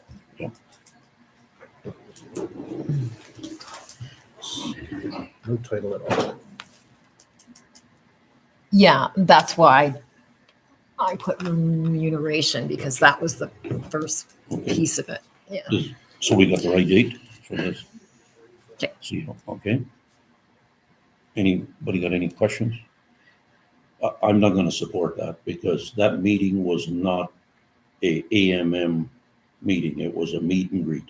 So I'm not gonna support something that wasn't on the AMM website. If you look at the AMM Western District, that was strictly a come out meet and greet. And another thing I want to point out, the CAO cannot authorize somebody to go to a function and claim mileage like Councillor Drohan did. I don't know where that can be found in the act that a CAO at that time back last June can do that. So I'm not going to support that because we had a complaint filed here last fall for the same thing, doing unauthorized things. This almost is a carbon copy what was filed. So that was not a Western Director. What's that? The Western Director. No, the Western Director cannot call a meeting. You didn't have a resolution. Council needs to authorize that expenditure.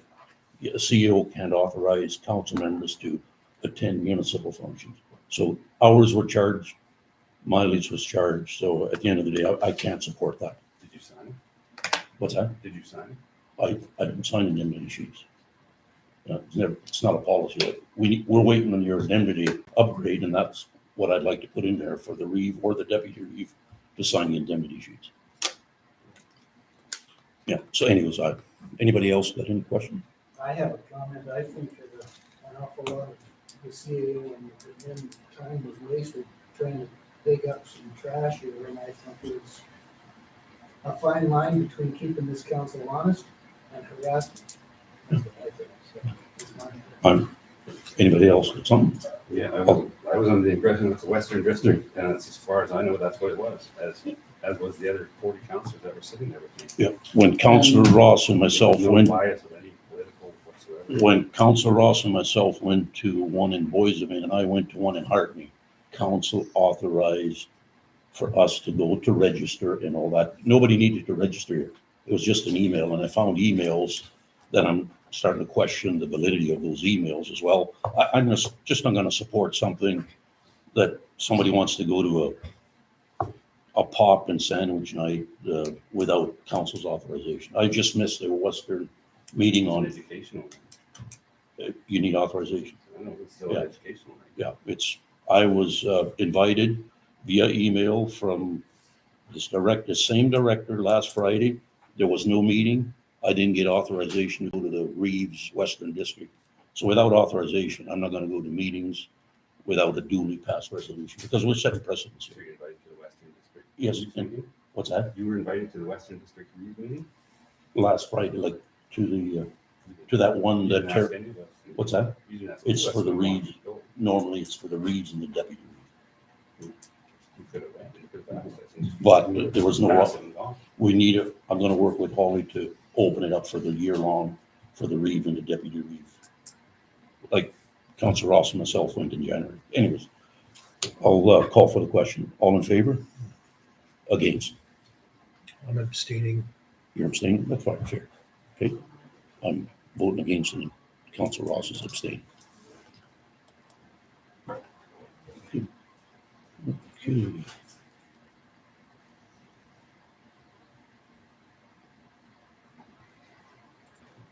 Ooh, the next one, 10.5. I'll read it. People are texting me saying they can't read it, so that's why I'm reading all the resolutions. I guess the owl's pointing my way. Whereas the Western Regional Library, WMRL, offers a variety of library services in Brandon through an annual membership to allow non-residents access to library services. And whereas by a 2022 agreement with WMRL, the Cornwallis residents may obtain a library card free of charge, and the RM of Cornwallis reimburses the WMRL for the cost of those memberships. And whereas in 2023, 135 Cornwallis residents took advantage of the service. Therefore, be it resolved that the RM of Cornwallis will cover the cost for the annual non-resident membership fee, $50 a member, for the year 2023. And further resolved that the RM of Cornwallis agrees to continue the agreement with WMRL in 2024 to a maximum of $10,000. Can I have a motion? Councillor Ross. Councillor Maxwell, I think that Sam was up first. Yeah, is the mover. Anybody, any questions? Good. Yep. Nobody else? Yep. Okay, the $10,000, if you've got people out there, first come, first serve. So once the $10,000 is up, put the word out there. I guess we're capped at 10,000. Yep, okay. Call for the question. All in favor? Yep. Carried. Okay.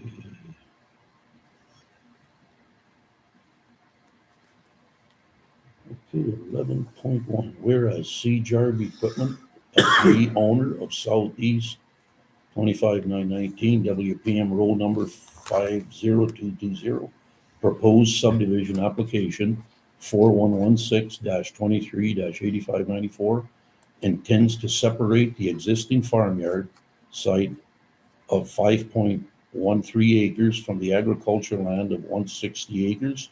And whereas Keystone Planning District has reviewed the application and has no concerns. Therefore, be it resolved that council hereby approve the above subdivision subject to the following conditions.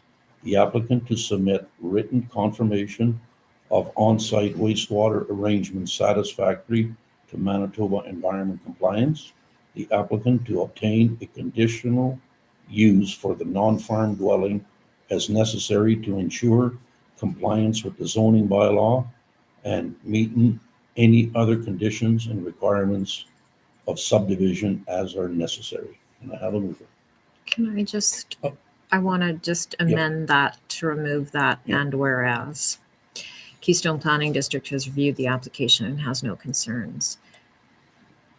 They have not got back to me yet. Normally our meetings are, their meetings are before our meetings, but in this case, because we bumped our meeting up,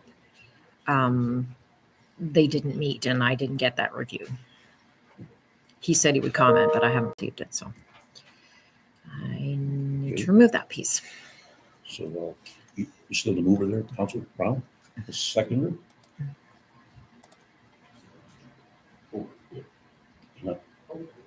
Councilor Maxwell, it is down in Ward 2.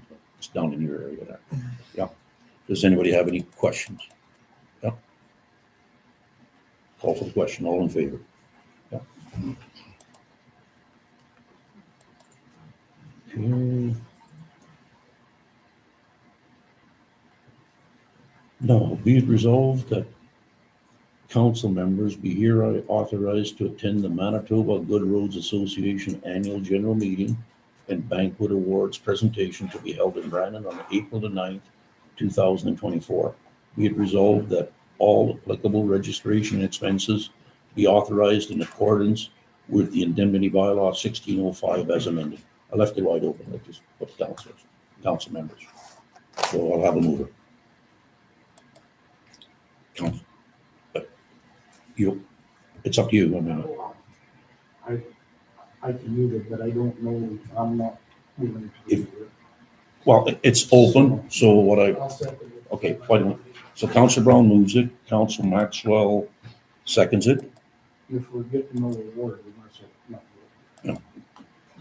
So anybody have a question? I have a question. Yeah. What it is, I don't know anything about this event, but is this something that we want to send our public works grader operators to, or public works supervisor? It's basically just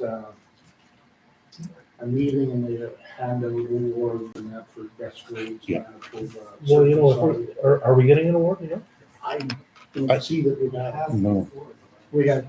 Well, you know, like, wouldn't it be great if we got an award and our grader operator accepted it? We should know about it. They got a request to go to the course, which is the next Yeah. one on Oh, the okay, agenda. yeah, fair enough. So we, just for new council members, okay, in the past, we've always passed that and then left it open. And I think Councillor Eckert used to go and, I've been to them Yeah. before too, but we had been given an award for. Yeah. best grades. that's right. So whoever wants to go just needs to communicate that to Holly and register. So, okay, I'll call for the question. All in favor? Carry. Yep, now the one's coming up.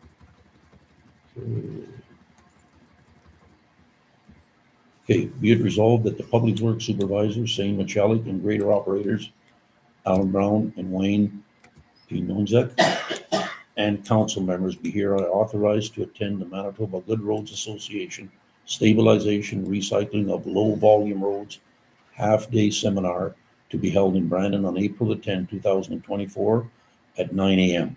Further resolved that all applicable registration expenses be authorized in accordance with the indemnity bylaw 1605 as amended.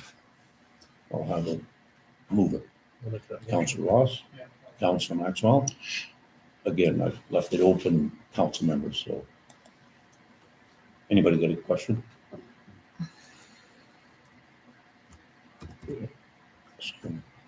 If there's no question, I'll call for the, ask for the question. All in favor? Carry. Good. Now, while we're on that, is anybody, that's the same time the AMM is on, eh? Around that same time? Isn't it? Whoever's going should get the names to, or your days going to Holly to get registered. Not for this, but for the AMM. I'm still asking or requesting a couple days off, and I'll let you know, Holly. Okay. Yeah, I was waiting to Yeah. remind you guys when the agenda came out that may be there. Yeah. Now, I'm not sure. Yeah, okay, I'll work with you and make sure we don't miss the deadline. Sometimes those registrations are, you get a discount when you register. Okay. Islamic Center. Okay. Whereas the Brandon Islamic Center has expressed an interest in acquiring arm of Cornwallis owned land within the city of Brandon limits known as 1850 Frederick Street, and whereas the municipality has a policy in place for disposal of land deemed surplus. Therefore, be it resolved that the BIC land donation request be sent to the Ledge and Finance Committee to review and report back to council with recommendations. Can I have a mover? Yeah, Councillor Maxwell. Can I have a seconder? Councillor Brown. Does anybody have any questions? I'll just make a comment there. Councillor Brown and myself kind of informed council. It happened about 3 years ago. We did get an offer, and I'll work with Holly to see the dollar value. We did get I think a good offer, but I don't think we ever followed through.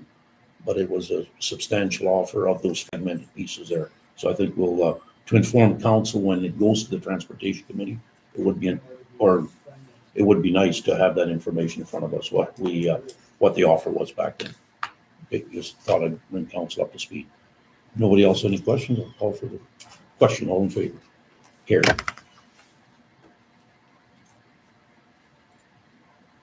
Okay. Now, be it resolved that council authorize an RFQ from 3 Brandon engineering firms to meet on site in April to cost the engineering design for Marsden Road 11 West excavation and PR 459 to Silky Way to reshape ditches east and west side and obtain utilities including the project cost estimate. I'll have a mover. Councillor Brohan, seconder. Councillor Brown. Anybody have a question? I'd like to make a friendly amendment to that. The requirement for Brandon engineering firms, I think it should be broadened to, for any engineering firm to be able to, provide an idea of what needs to be done to that road. That's it. Three qualified. Yeah. Yep. You okay with that amendment, Councilor Rowan? Councilor Brown, okay? Then. What do you, sorry, 3 qualified Brandon engineering? No, 3 qualified engineering firms. And we'll give you the names there. There's only.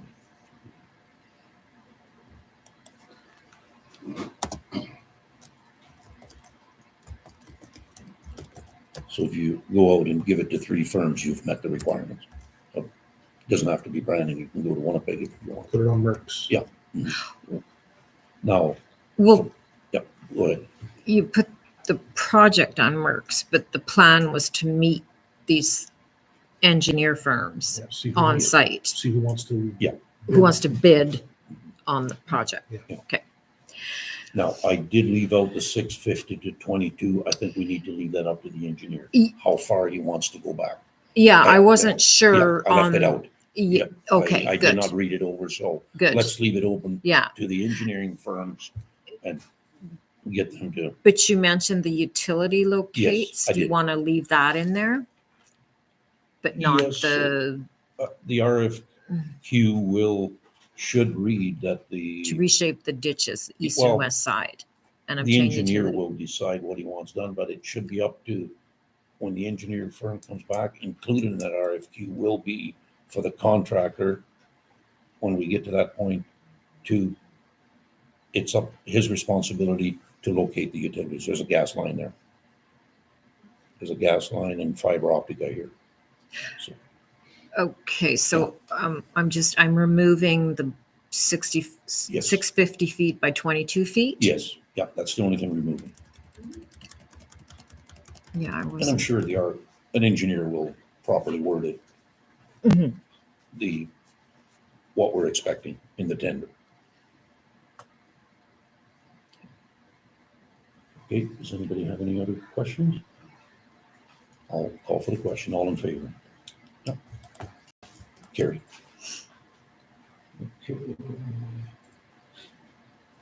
Okay. Packers. Whereas Handy Hitch, the single source of Packers, has provided a quote in the fall of 2023, which they are willing to still honor. Whereas be it resolved that the quote of $59,001.06 plus GST of minus 55,141.18 plus the GST of 3859.88 PSD now be accepted to purchase price of 2 greater Packers, which includes the trade-in value of 11,000 for the old Packers. Can I have a mover? Councillor Grohan. Councillor Maxwell seconds it. Anybody got any questions? We heard it from Public Works. They're wore out. I believe this was on the budget. It's on the budget, but because of the time constraint, our budget's not gonna get approved and we need to get them for the spring packing. So Just want to also mention that we did ask Public Works to also obtain a quote for what it would cost to refurbish. And the price difference between a brand spanking new Packer as opposed to a refurbished one is negligible. So we're going to get brand spanking new ones. Mhm. Yeah. Okay. Call for the question. All in favor? Yeah, carry. Okay. Give me a second here. The next one, just gonna. That next one, when I read it, that one's a little bit tricky. We're asking to tender out 8 coarse gravel, but we need to know where it's gonna get distributed first. That's always the challenge because we've got, the river separates the yard, like, for example, if we're gonna advertise, how do you say, 40,000 yards, well, the contractors will wanna know, where do you want it piled, on the north side or the south side? What's that? No, but the road contract is, that, we've got one more year left. We don't have to, this is for projects. See, we haven't even decided what roads and how much we're gonna use, and that's why I'm quite questioning this. That's the add-on to the already budgeted gravel amounts. So I don't know if we're in a position to, Apparently, we do that every year. Is this not the whole road done? Yes, I believe so, and it is split into two markets. oh, okay, this is new. Yeah, then. sorry. Yeah, I didn't see this till Yeah. today. No, Okay. you didn't.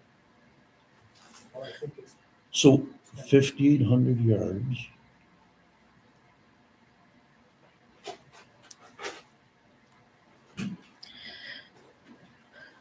Okay, help me here, Holly. So you got 5,800 yards in Ward 2. And the same amount in Ward 1. Whoa. We got more haul roads on one side. So how do they determine how many yards going Unless you into? made them.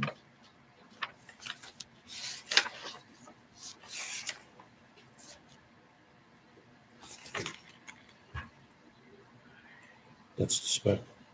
Yeah, I suspect. Yeah, sorry, he gave this to me. I wanted to get it out so that we could tender it and have those tenders be available for next meeting. But I haven't had a chance Yeah. to go through it all. But When I this- understand it's done every year. Yeah, it is done every year, but it's never the same amount of gravel. Like we've got more mileage on one side than we do on the other. So I don't know why we're splitting it right down the middle. Like it's obvious the north side is, if you look at the remittances, there's more gravel coming out of the north side. So those pit owners deserve more gravel and better roads, the way I see it. So I don't understand how he came up with 50-some hundred yards. I think we should table it to the transportation meeting and rehash that.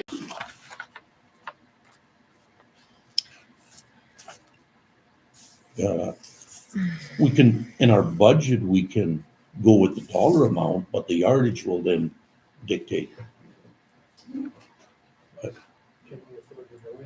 Well, yeah, if you approve your dollar amount in, well, you're not gonna put it on till May, June anyways. So what I'm saying is approve your dollar amount and then find out how many yards we can purchase. And it's usually open-ended from so many yards to that. Because really, that's what you're approving is the dollar amount, not the yardage. When we're gonna start approving budget numbers. So is that something we can just delay it? I mean, we need some, I'm questioning the amount. It doesn't get past the April. Well, all administration needs, Council Maxwell, is a dollar amount. The yardage, okay? So if we give administration what we decide on during budget, then we can go out and say that's how many yards we need. Because you might, there's another catch here. It says 5,800 yards, so that's over 11,000 yards. Well, if we finalize our budget and we're only needing 5,000 as per our budget, well, you've misled the tender or the people that are going to tender. It's 5,800 tons. Or tones of it, yeah, the number. So I think we're putting the cart before the horse here. You have to figure out how many dollars you want to spend first before you go advertise for tonnage or yardage. I recommend that we move it to the Transportation Committee meeting and then find out. Council needs to see what remittances were submitted in 23.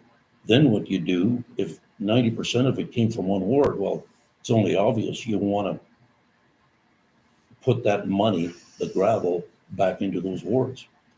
And that's what we normally do. But this money is not coming from gravel fees. So where's it coming from? That's for haul roads. I thought this was in that Well- special monies that we were getting, was it not? And that's what's confusing. I didn't see this. Like, it was late and now it's a jam quite extended. I'll move that we move it to the transportation committee, which Yeah. will be held on the 26th of March. this Yeah. month. I agree. Okay, Council Maxwell, motion, Second. and Council Ross. That way we can get some numbers. Okay, anybody got any questions? All in favor? Carry. Good. Okay. 11.8, whereas the applicant and landowner, Nicole Menschel of the property legally described as Southwest 04 1098W Roll 64 720 has applied to council for approval of conditional use order under Part 5, Table 5.2 of the Cornwall zoning bylaw 1664-03-2016 as amended to allow for a non-farm dwelling in the agriculture general Ag 80 zone. And whereas council has held a public meeting to hear representation in favor and in opposition to the application.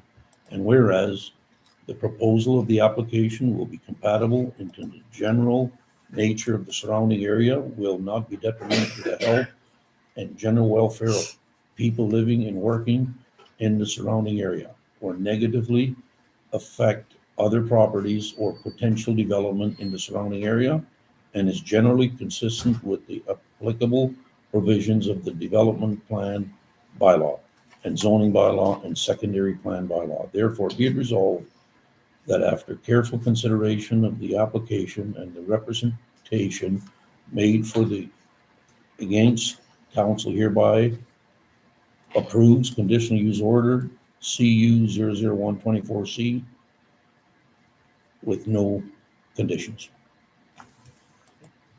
Councilor Brown, Councilor Maxwell. Anybody got any questions? We had that public hearing earlier on. Okay, call for the question. All in favor? Yeah, Gary. Would you like me to read the next one out? Go ahead. Now it's nice and loud so we don't get, yeah.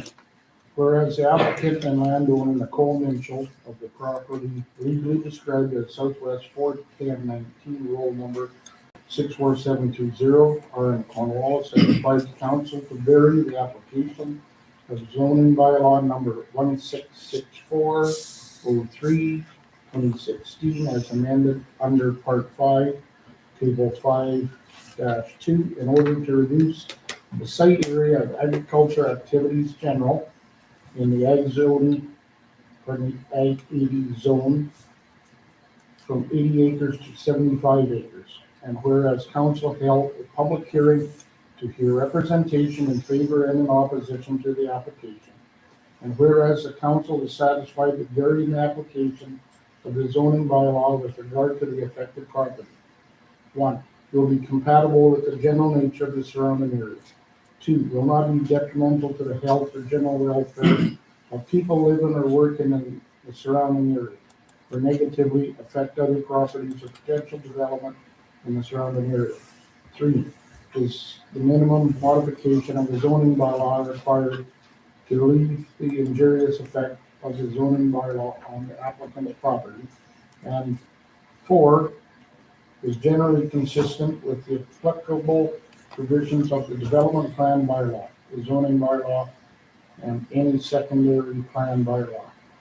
Therefore, be it resolved that after careful consideration of the application and any representations made for or against the application, council hereby approves variation application VO 001-24-C.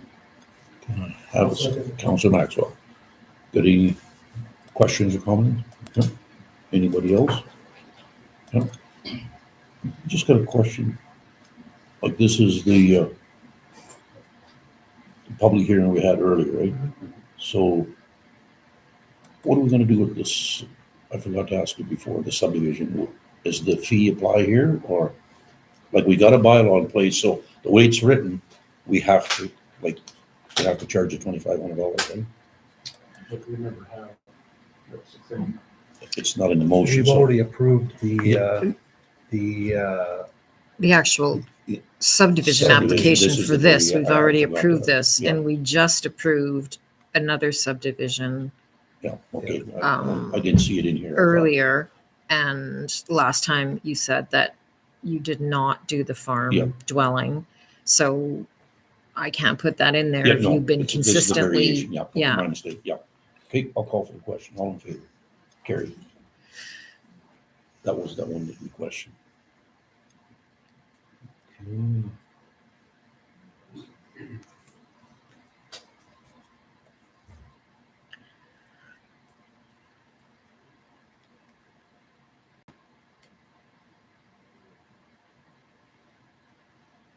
Want me to do that?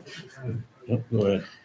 Whereas the applicant, Chirag Cherab, and landowner Shirley Duval, the property legally described as 107020 Patricia Avenue East, roll number 87700, has applied to council for approval of a conditional use order under Part 5, Table 5-2 of the Cornwall zoning bylaw, number 166403/2016, as amended to allow for delivery warehouse in the Ag 80 zone under all other uses deemed by council to be compatible in the agricultural general zone in accordance with the development plan. And whereas council has held a public hearing to hear representation in favor and in opposition to the application. And whereas the proposal in the application will be compatible with the general nature of the surrounding area, will not be detrimental to the health or general welfare of people living or working in the surrounding area, or negatively affect other properties or potential development in the surrounding area, and is generally consistent with the applicable provisions of the development plan bylaw, the zoning bylaw, and the secondary plan bylaw. Therefore, be it resolved that after careful consideration of the application and any representation made for or against the council, hereby denies the conditional use order number CU 002-24C, subject to the following conditions. Can I have a second? Oh, you want me to read that the other way? No, So- you should read it Read in the the way it is. positive way. Oh, okay, And then if you don't approve it, Go ahead. you vote it. You don't Okay. vote in favor. Okay. It gets Oh, defeated. that's what I was gonna wonder. Yeah, I can't do a negative Oh, I resolution see. because, yeah. So it's written in the positive. If you wish to defeat it, you don't vote for it. It gets to defeated. But you do have to provide me a reason because they've changed the zoning bylaw to say if you're going to, or change the planning act, you have to give a reason for this. So, I think it was- There has to be reasons for if you deny it or essentially defeat it. so why, The vote of the fee, so why don't we put it on the table to discuss? So you, well, you want me to read it, the last part? are you approving or rejecting it? What we got? We need a seconder to discuss. Oh, well, that's why I'm asking. So Are you- let him read the positive resolution here. So it can be seconded, Mr. Chairperson. Yes. Yeah, so, Instead of, After careful consideration of the application and any representation made for or against the council, hereby approves conditional use order number CU 002-24C, subject to the following conditions. None. can I have a second? One second to get it on the table. Okay, so does anybody have any questions? Have you got some conditions that you want to add? I'm just going to make a comment here, folks. I think we need to table this. Our lawyer has repeatedly told us we heard the people talking tonight. We've got notes, I've got notes. We don't have a lot of the answers of the questions that the people had. And our lawyer repeatedly has said, and I don't agree with the CEO saying it has to be a positive. We rejected 2 applications. We went before the municipal board. So if we defeat this, I think this is headed to could head to the municipal board. I'm going to make a recommendation to council that we table our decision talk to our lawyer, to our planners, and to our engineer, and give them the situation. It doesn't have to be a long 10-hour meeting. Tell them the situation, what we've got with all the notes, what in camera, it will have to be in camera, like the Planning Act allows us to do that. And then we can schedule another meeting.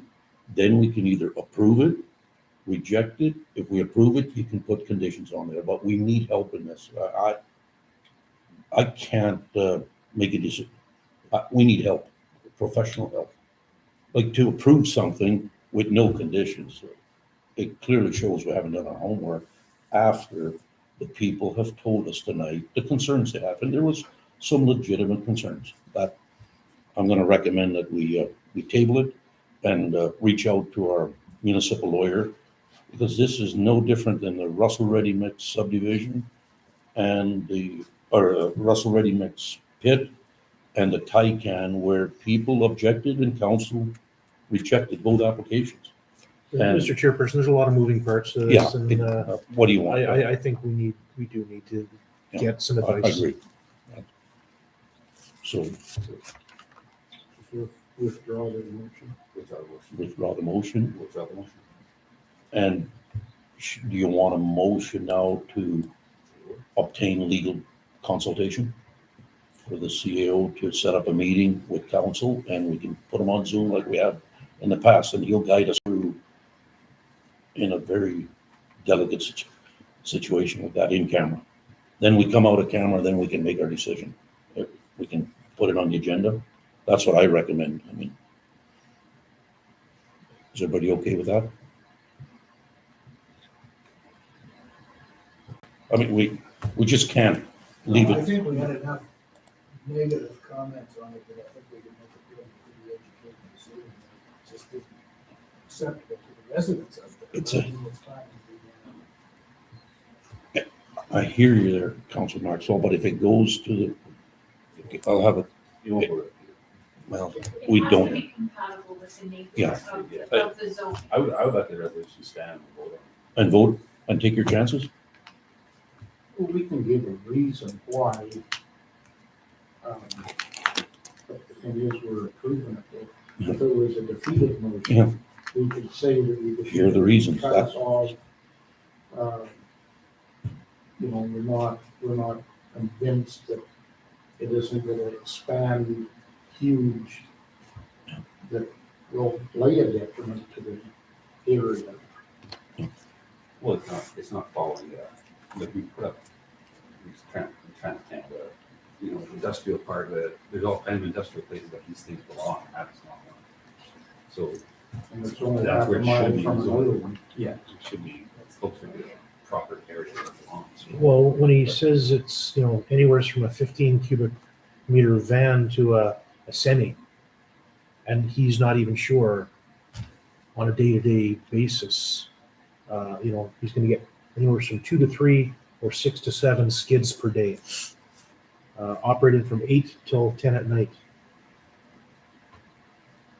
So they're gonna have day and nighttime operations. There's no ability for the truck to turn around, so the truck will need to back up. Consider that. Backup ports.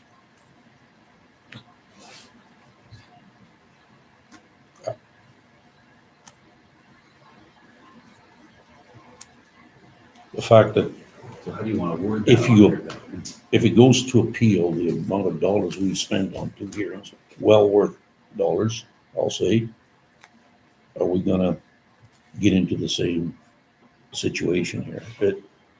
He didn't have a planned route for the trucks to be coming to his property.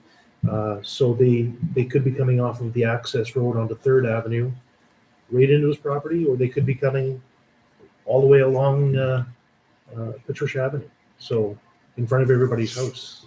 I agree.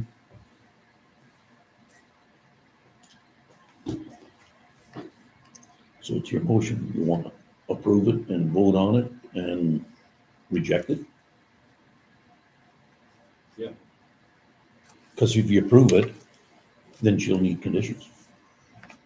Correct?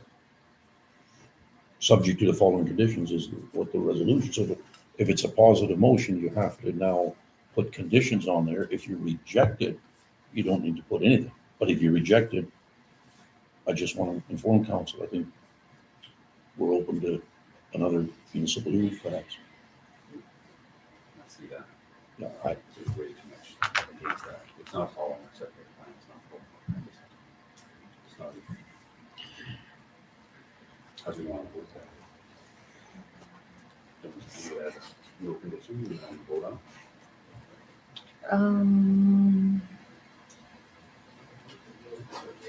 It clearly doesn't fit the zoning bylaw, period. I was kind of surprised that it.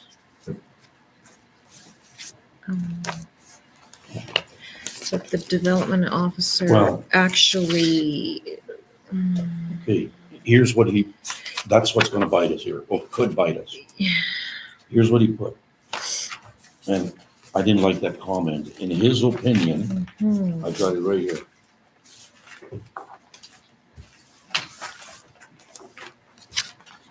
So this is in the opinion of the developer's officer, the applicant does not, or the application does not conform with the current Cornwallis zoning bylaw. It does, however, fall under other uses council may deem compatible. He misspelled it, but he's meaning deem.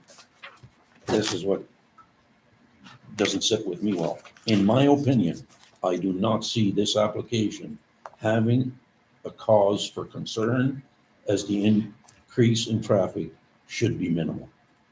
Yeah, I mean, He's not a. yeah, exactly, but that's gonna be put forth, yeah, that's right here. I highlighted it.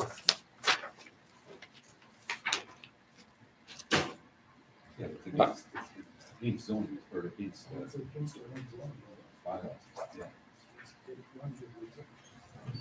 Well, you can keep that. You can scratch that. No, because I was kind of surprised why he was saying that it doesn't conform, but Yeah. yet it could be Conditional use. fall under unless council may deem it compatible, and it's in an agricultural zone. or Yeah, it's ag. It's in an ag zone. Yeah.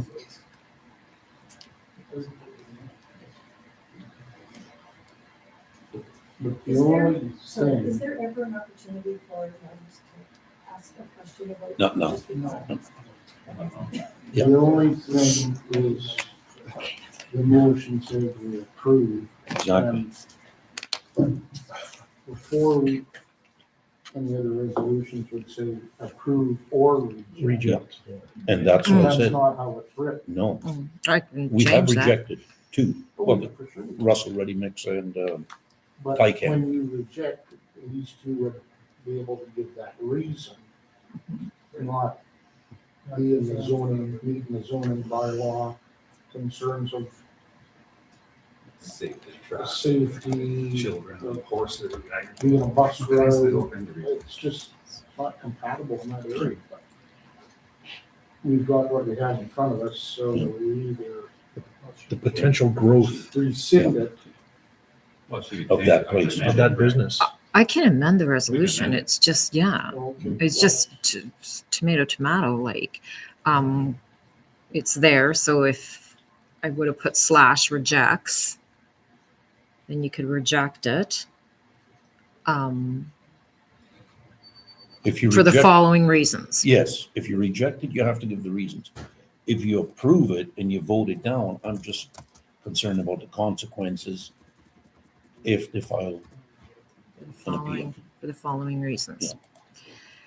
It's a wording, What's that? it's a wording, you were worried about then when we appeal. Oh, they have that right? Oh, I know, but That it does not conform to the zoning bylaw.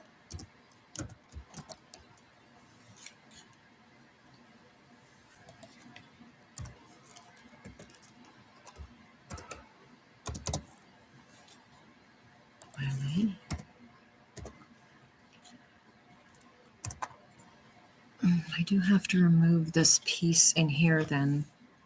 That it's not compatible with the general nature of the surrounding area.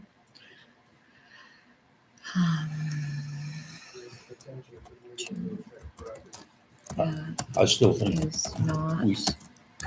like we got no deadlines. We can still go in camera and discuss it and see what we want to do with it. Get some outside help.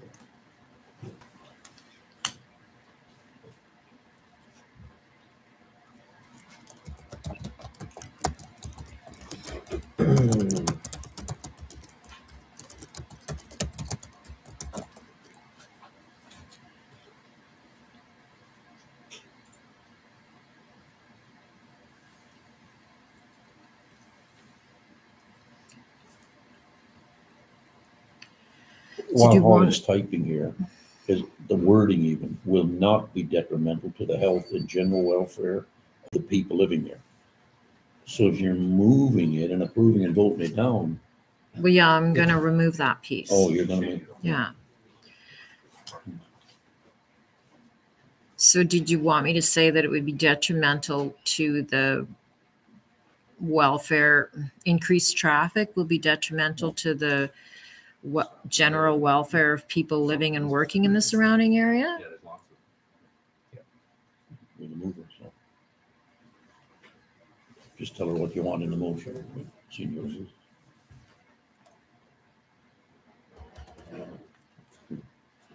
Like, the thing about it is, it isn't, we're not on a time limit for this. Is there a, You don't push it to another meeting. I can, I mean, that's fine.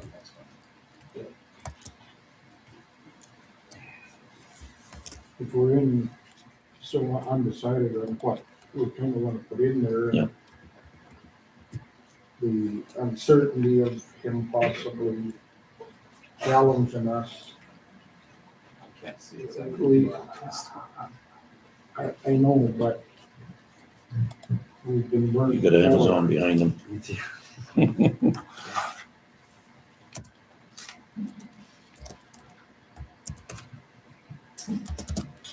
In all fairness to the city of Brandon, I think if you're gonna approve it or whatever, the city we need to talk to the city about if he uses that road off Richmond. That's things that we have to consider when we, yeah, That road's in bad shape. they will not allow it, or The turkey trail, really. it is, but Which one, third? it just.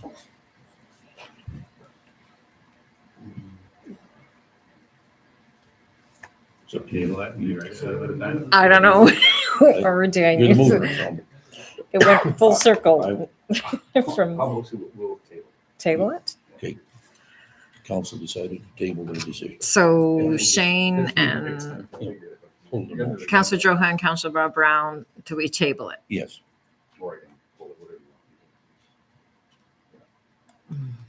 want. Table it and go with it.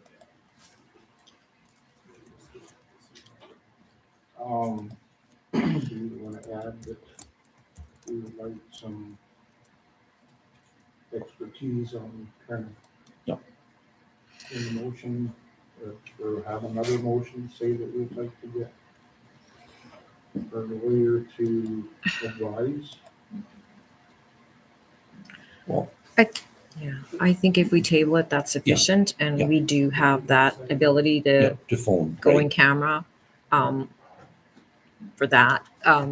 Generally, you should make your decision based upon the hearing, Yeah. and it should be additional information, but that's your choice to go to your lawyer, but I would just put in their table it.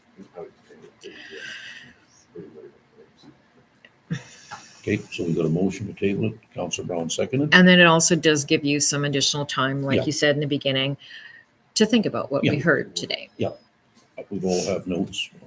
Okay, I'll call for the question. All in favor to table it? Carry. Okay.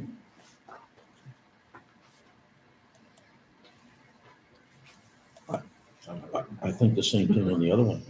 I think we need to,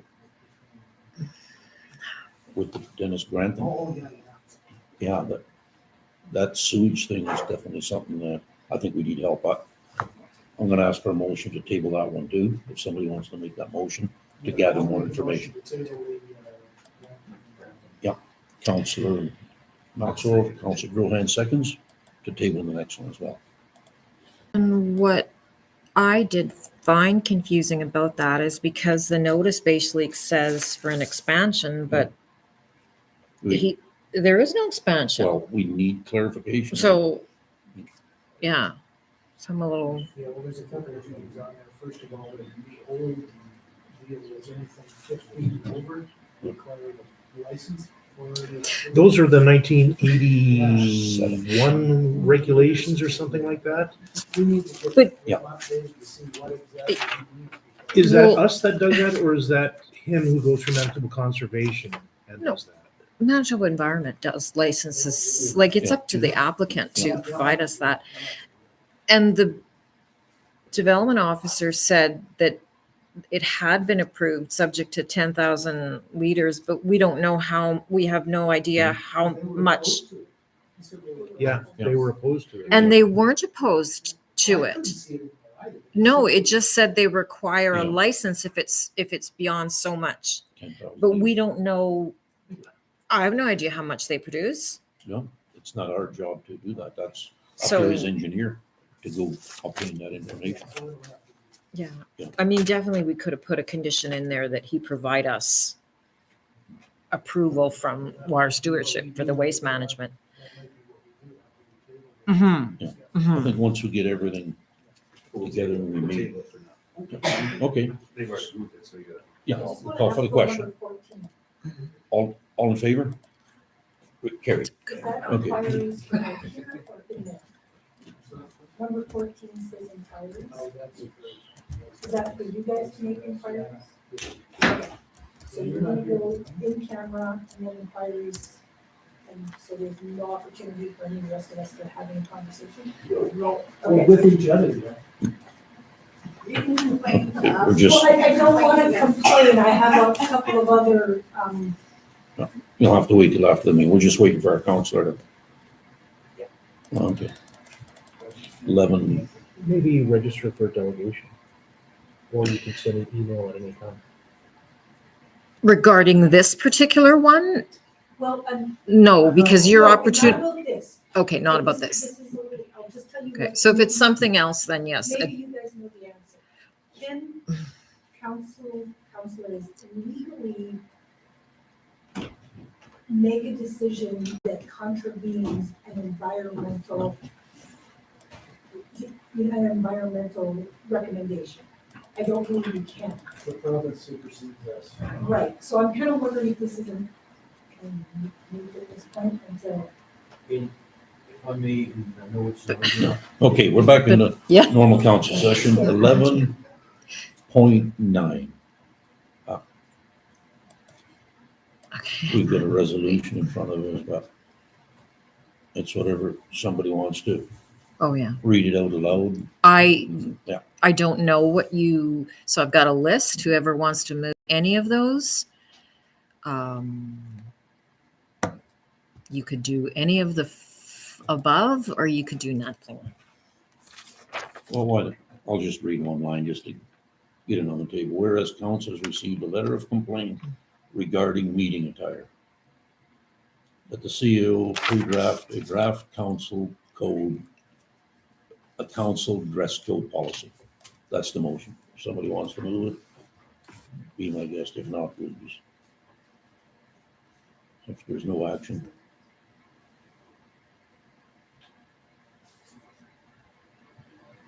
All the other items on. Okay. No mover? No, I'll make a motion that where council has received a letter of complaint regarding meeting attire, therefore be resolved that the CAO respond to this complaint, that there is no council dress code, that this is not something that council wishes to enact. Can I have a Yeah, I'll second. second? Okay. Put it on the floor. Any discussion? Okay, I'll call for the question. All in favor? Yeah.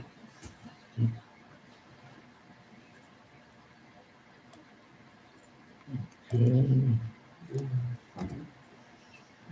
Fiber optic, be it resolved that council has no concerns with RF's now request for a fiber install Z324 17425 on Road 100 West, just west of Cottonwoods.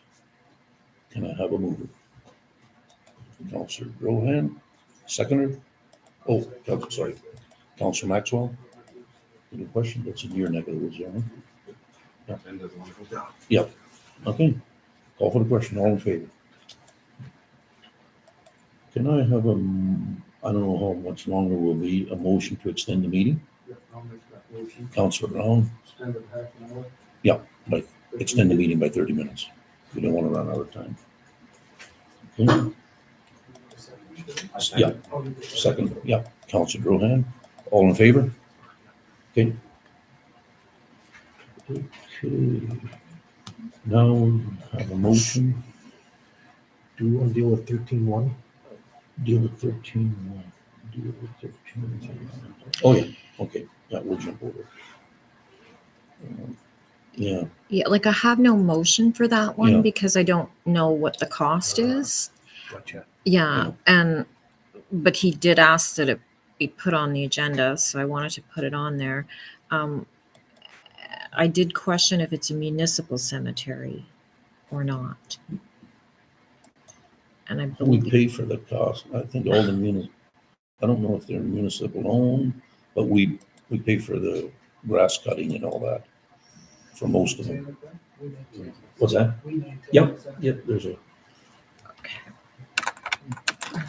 Do you want a motion to have Public Works go and investigate? I know it's a top sheet, but, yeah, he's gonna do that regardless, so if he comes back and says, this is the amount, and we wanna go ahead and trim that tree, then Yeah. you can do a resolution then. It looks like a fairly big tree, though.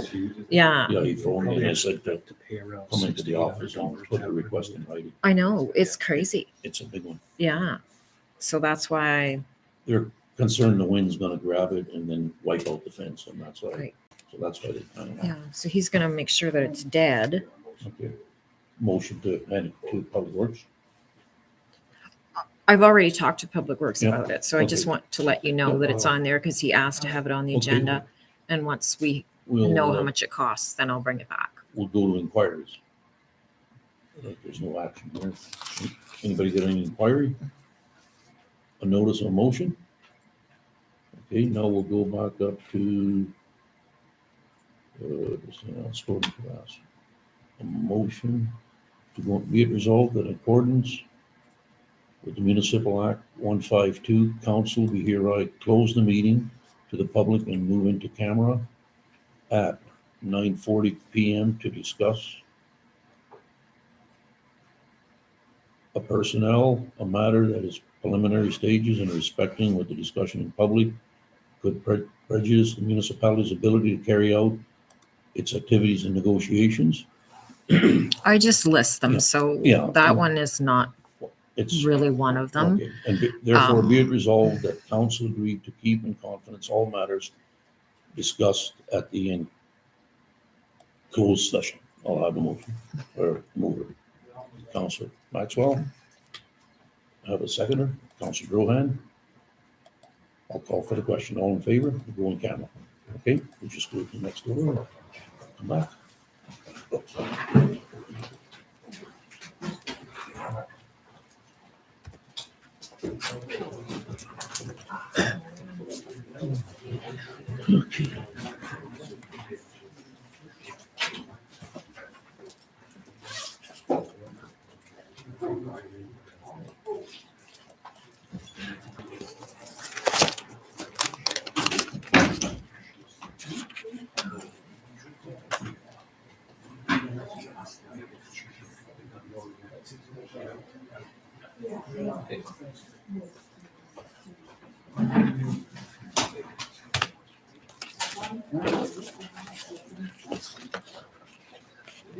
yeah.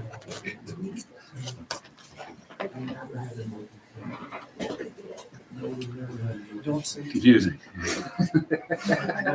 We're all at taking advantage of the chair of the, I think there's a few things we need to. Wrestle around. Get the line from the council. Any subject. But in the meantime.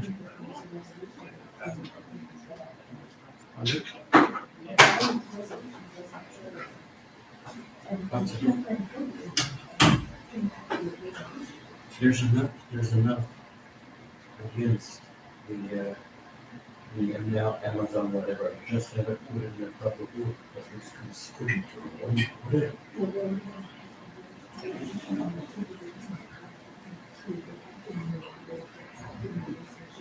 That's the point.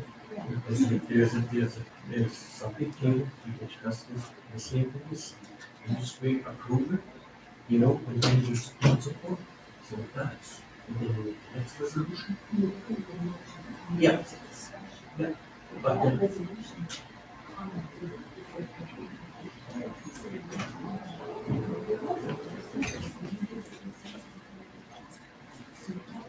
But there's enough, like, there's no discussion, we're not going to agree on all different, it's just that. You know, it's, for somebody because it was. But I don't understand. I'm curious, maybe Kurt, you could shed some light on this. Highlights the note. Yes. And yeah, do it. Oh, remember that. Is, what, like, I mean, why do they have to be so afraid of it, you know, if they're making Yeah, but it? just said, you gotta increase, there's one person. And guess what, if you eat since the last 15 months, there we are, after the last election.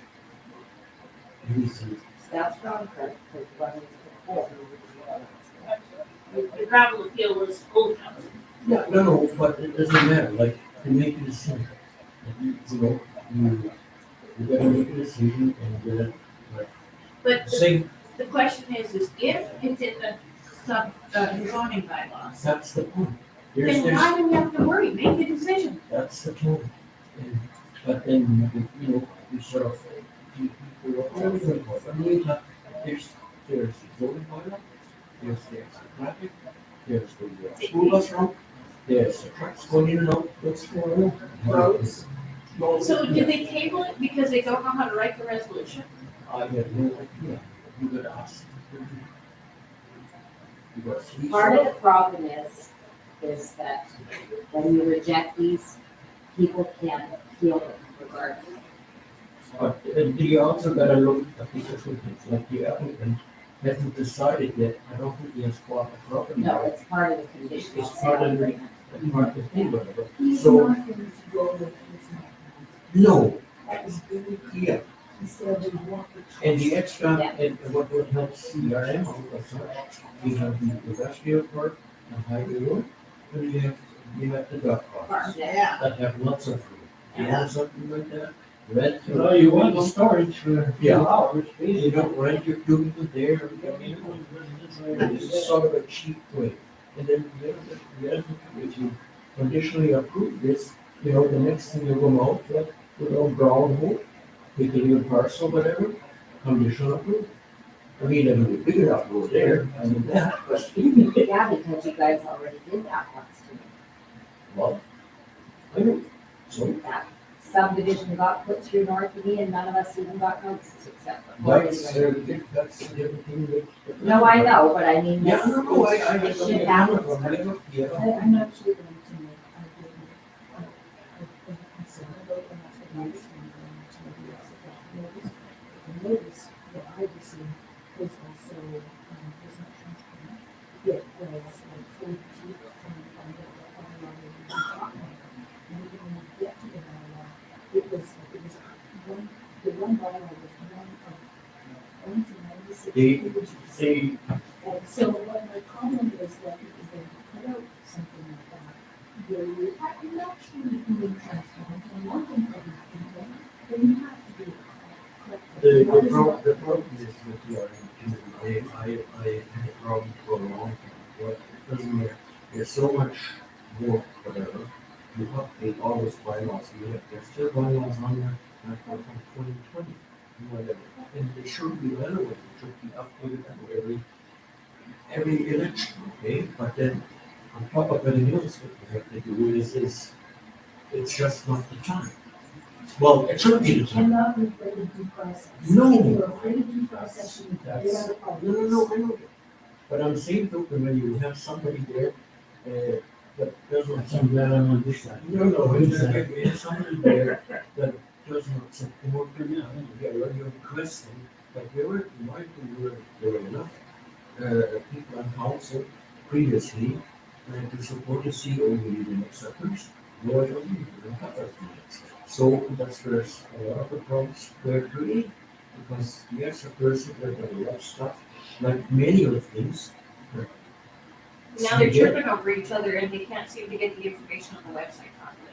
That's, well, what do I have that for? The information is not there. We don't, like, I don't like the Facebook, whatever. The website is there for giant, whatever, it's no Facebook, it's, I'm not a good type of whatever.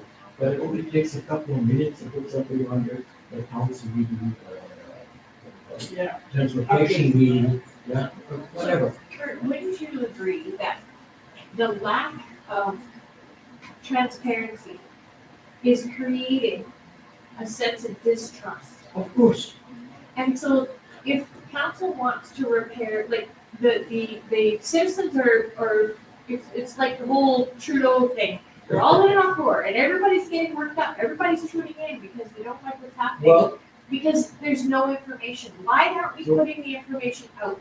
so the first step is the municipal act leaves open, council should have somebody of the ratepayers at large. So the part of council as such. Ask council to do it. We've asked to be on committees, and I've asked to do some of the work of just keeping residents informed, updating the website. We need more proactive to put this information out there, then people know. Did you write an email to council as such, requesting that? Well, I've spoken to them in person about Let's it. go. Currently, You need an how email. many times have I done it? That's another point, yeah, but you are, like, I commend you, I disagree with you a few times. But I disagree with you too. I can handle it. But that's the thing, you come up whatever, and then that's why you read lines. And let's say 6 years ago, I wrote an email, blah, blah, blah, blah, blah, and then the follow-up, and then the follow-up, and the follow-up. And sooner or later, people will tell you you're nuts, or that you prove you're not because you know what they're talking about, and then you make them do what you want. That's all we're working on. You know, that's the point. But we get labeled. When we speak up and we try to, hold them accountable, we get labeled. No, I never called you. We get labeled and we get bullied. She was body blocked coming out of his door Well, then. you should- by one of, Then the next question is whatever Dr. Dunn, I want whatever. she made a formal complaint and the council did I nothing. haven't seen anything come up about it. How are you being posted? I was just gonna say, I was the vice principal, I would be much more afraid of the legal implications of those residents than I would be of those people. Yeah, that's, Because they are going against their mandate, which is to uphold. well, their the own first thing is zoning bylaw, and that's why this, that's, yeah. But the other thing I'm is, has getting anyone all forgotten this all what I understood. pointed out? Because the The Keys Formation information they District sent is an out was absolute wrong. money No, pit. but It's a like, waste. They are I hurting used to us. do They're it not quite a few helping us. times, because I had to, because I was sitting up there. But as a token, I agree, council has the power to talk to Brad, whether there's something wrong with your system that's providing They the can't notices. Yep, they, You know? they don't And resolve the this land. is the- It's still ag, it's still tax. You have this tax roll for us, the addresses and so. Like, there's problems. Oh, yeah, no, I agree with that. Like I said, that particular thing, the information that was circulated was wrong. Yeah. So it's a null and void public hearing. They shouldn't even be talking about vote on it. And I didn't, council again, whatever, whatever favor something, you just, I don't want to sit up there like somebody else and not more than that. And I realize whatever, sometimes there's something missing, I know it's there, and I get it 10 minutes later. Some signs, but you're not ready, so. You know, it's easy for me to say that, no, whatever, but in the meantime, I understand your point. Sometimes. Well, the thing is, this has not been my thing. Do you know how many times I have contacted the CAO in the office because the information is wrong? Yeah. I don't do that. No. Like, it's not my fault that the stuff But- is wrong. But then you also should have somebody as counsel that picks up your case. Like, I was never afraid, like, you know, when there's They won't something- even answer her emails. That's another thing, like, you know, and, Like now I'm getting accused of harassment. well, like, I'm not asking you, it goes back to the turmoil for us, 15 months ago. Because there was nobody getting out there on Steel.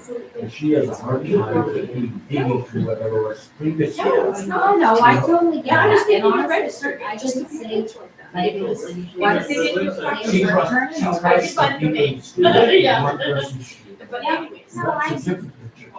Yeah, I think she's doing decent. Yeah. But what I'm saying, like these mistakes that were coming up tonight have nothing to do with her. No, He no, was no. saying, Yeah. Right, like I'm very No. cognizant of where the issue is. But, and another point, like, I wouldn't say it's up to council, and this is, like, a lot of stuff, the notice thing, whatever, goes for everything from this, because it probably happens, and not as often as else, because you don't have that much construction. Yeah. Right. You know, so, maybe contact the chair of the district of the Eastern Board. You know, when you get, well, it doesn't matter, he is a website or talk to the secretary or whatever, either it's board member or it's even, I don't know if it's on the website or not. But the Eastern Board, whatever website is not very forthcoming either. Well, the next thing it's on there. Yeah. One of those things. Like I said. Like, I was the chair of the police board, probably all the time. Except when I was, and I've been accused of a lot of times, other things, whatever, and when you look at this person, or the people on the board, whatever, that, well, it didn't want to put in the report for 2020, but I was it. There was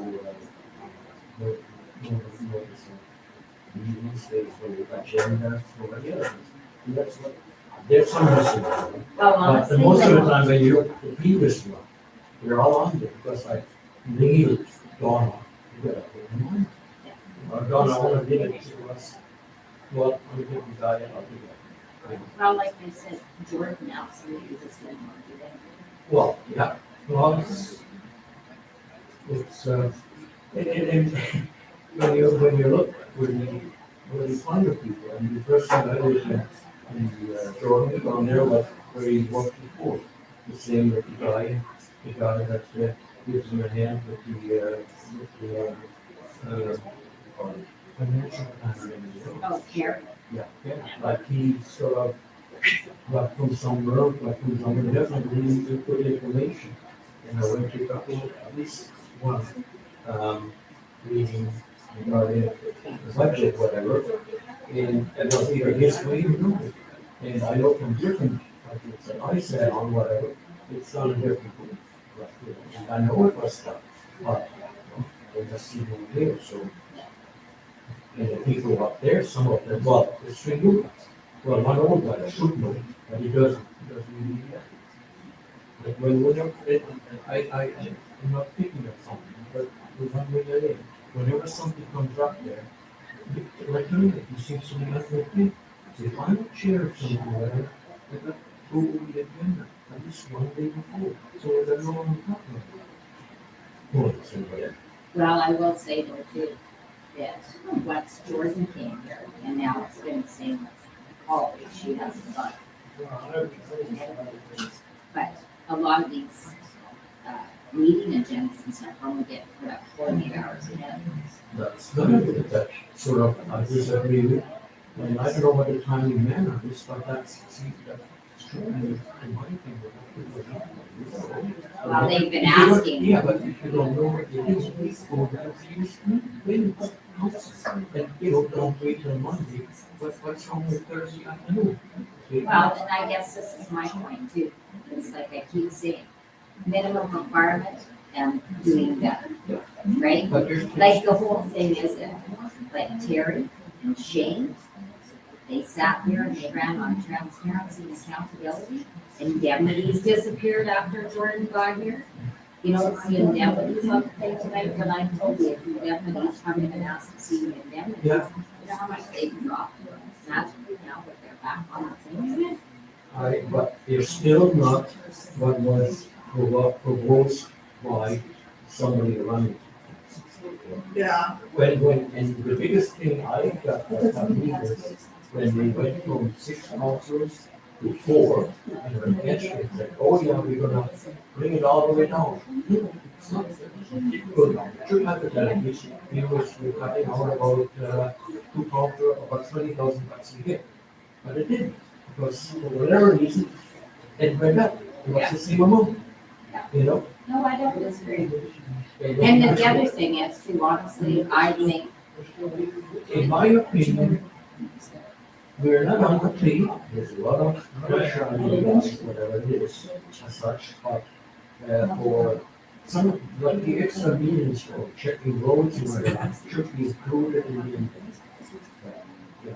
Well, I'll tell you, I don't know if you've looked at the indemnities since they went off there when Jordan came, like the last indemnities. I looked at one on agenda, this was 3 on once there, and we didn't put it in the last.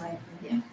If you go and start looking, there's quite a few times that indemnities have been up $2,700 more. Oh, yeah, like, and we have a really good working public works department. There should be also check levels or whatever else, unless you have a really complaint.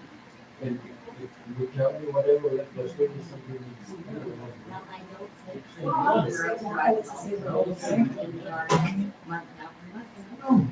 Yeah, well, there's some of these people. Like I said, it's not my job. You know, that's not public works. And unless somebody has complained about public works, whatever, then we.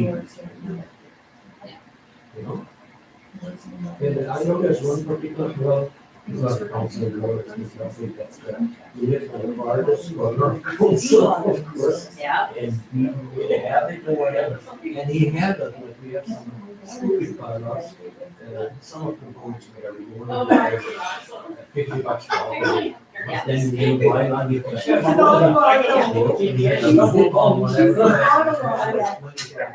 Yeah. Guys, just, you know, Yeah.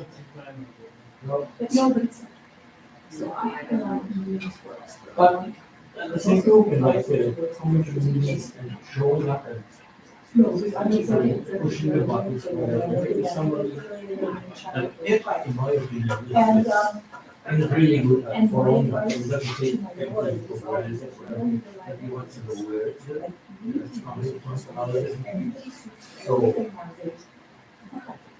we'll see, but one of the things is, if you implement, it takes away from actually saying the brand and whatever lines is, put a project, it's not a discussion, just a question, whatever, 5 minutes, during the housing. It's an item form, here, I'm running this on 5 or 6, whatever. You let them know what your question about, so they're prepared, and then you can ask them and, whatever happens. Instead of, it depends, how the meeting goes, if you get a warning or not, you can either sort of do whatever. So you have to be told we're in a meeting. Hey, you guys used to do it. I know, so it's easy out. You You're in the hot seat, and you're not even on the council anymore. Don't matter, I could say, Kurt used to like to tell me to shut up. you never told me to shut No, you never told me to shut up. You did get fairly angry with me at times. But you also get very angry with me. Remember the one time I printed out the bylaws regarding, behavior of council there. And it goes both ways. And either we do this, and it's fine, or we go by it, like long language, like, and other different things what we do. So what is it having to do with a bylaw? The same like we were talking about now. The bylaws are there, you want to just sort of read the guidelines. Well, and I'd be thrilled if they actually followed them. I try to, and I don't want. Oh, I'm not picking on you, I'm just saying. But I also know there's certain items that happen up being to understand, you know. And, but in the end, I don't have a problem with, saying, I'm sorry, or whatever, what I need to say. It's just people and also the legacy. Everybody makes mistakes. How do you learn if you cannot say that you make mistakes? Well, and I guess my thing too, everyone does make mistakes, and there's innocent mistakes, and there's. Exactly. Like, there's a big difference when you make a mistake the first time and it gets explained to you and you don't keep doing it. Misinformed or somebody not provided your property, whatever. But I can say like in 20 years, I don't think I ever lied to anybody. But on the other hand, I can say that I always return quote. Emails might be different, it might be, it depends what it is. Like there's people out there that send emails when they just told me. But then the same information was available. The council meeting is the agenda, not the agenda, it's the minutes. The only thing is, the minutes are, depends how you write the minutes. Sometimes it can be informed, but sometimes it can, it doesn't make sense. It's also, you don't know where it's coming from. It's not the one we discussed when I was there. But it's,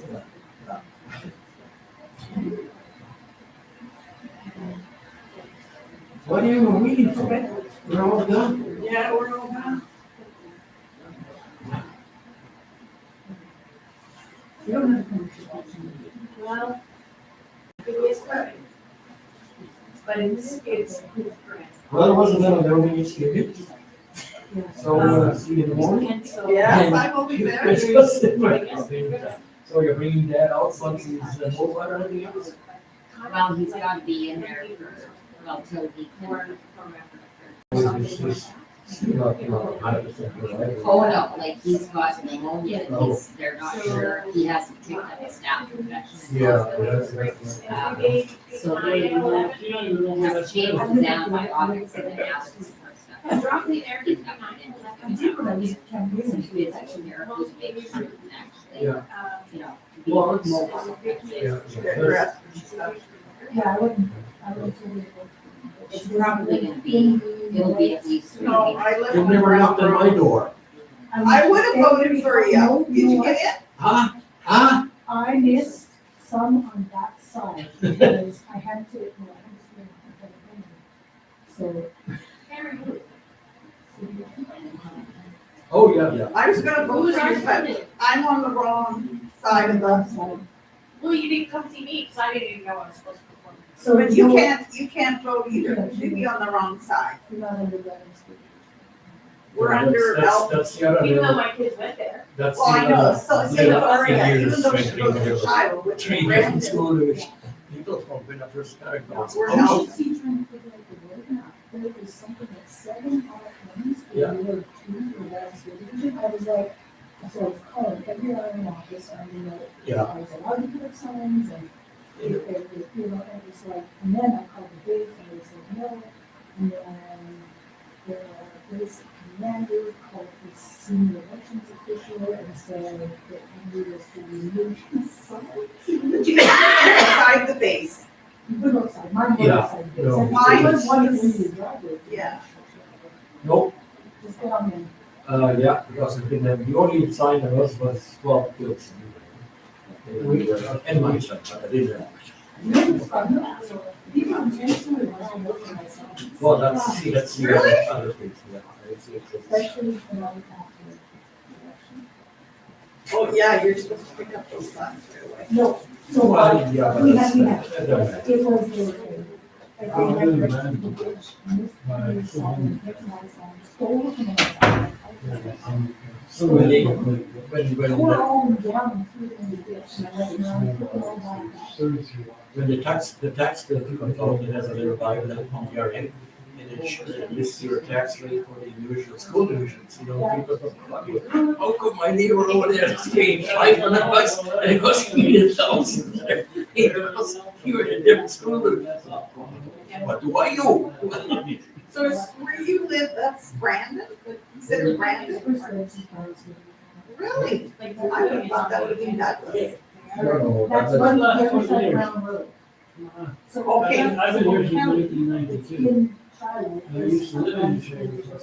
Well, I knew that, because my granddaughter goes there. But I live on Brown Road, so you're saying from, On one side apparently is one school division, and on the other side is another school. well, how come I live south and I'm on the, I don't know, I've never been able to. so you're saying north of Brown? No, I don't know. I just- I'm just saying one side said one thing, one side said another, and I, the map was. Really? Because I was gonna say, I live on the south side, so if it could be right, then I should be Brandon School. And I don't know, that's what they told me. It was like awful. trying to I figure should have out- been Brandon School Division. Sealed until it's- My kids always went to Elton, because we were rolling river School Division. Yeah, see you tomorrow. Well, Yeah, yes, I should go. I don't know if she's Brandon School. I mean, she's picked up anyway, my bus and everything. I'm not dead by 9, so. I guess she's bed by 7:30. Well, I don't know, on this chair, you're gonna find out. So I was supposed to be. Yeah, I Maybe think they they'll got have that more out. time. I opposed it. I did that. Oh, did you? That's why I go down to the Lago Springs. No, I didn't do it. It was bad. So you guys have the other trailer court up there? Is that what you said? Well, I've got there's where Wally used to live, down on that It's not the side. big one that everybody's complaining about on Facebook. It's just, I it's own- towards its loop. It's that, remember we went down that street and it just had a few? Oh, okay. Yeah, you're going It's to that. separate. It's not So part of is the it other by, trailer. Larry Clifford? Yes, Along his Yes. fence? I don't know who Larry Clifford is. the ranch. The ranch? Oh, yeah, he's over So there. you own what's along the, I own right to this loop. Where Greer lives. Yeah, I well, I got, don't know who they are. I think it's 660 feet wide by, I don't know, so many meters, 1,200 something meters. I was thinking it's what's happened, we have to send you the Yeah. Yeah, well, that would be good. I would welcome that, and that would be developed. You know. They thought they had a place, but. But the problem is with it. There's so Oh, I know.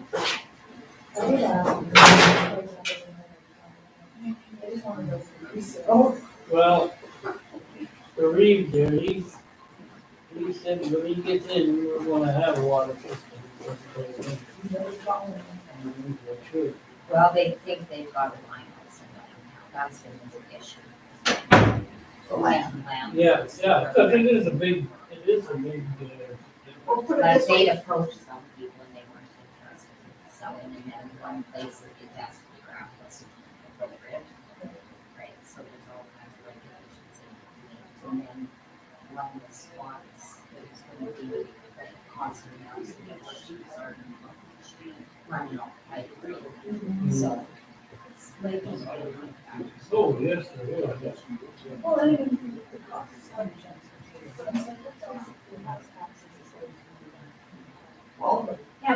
taxes not go up this last year? Well, No, but did they go up this last year? Mine went up over 16%. no, but more than old mines there, weeks. But you don't know, get much this farm. A lot of the ones right in my area went up between 16 and over 20%. We went up 300, but that's, we're gonna end up going up 600 because they didn't put the garbage on there. So it looked like it didn't go up much, but now the garbage is on Back there. on your being yet. It's gone up. Yeah, last year they didn't charge the garbage because. They missed the money. They offered to put me on the gravel, or on the garbage contract. And, it's gonna cost me $1,800.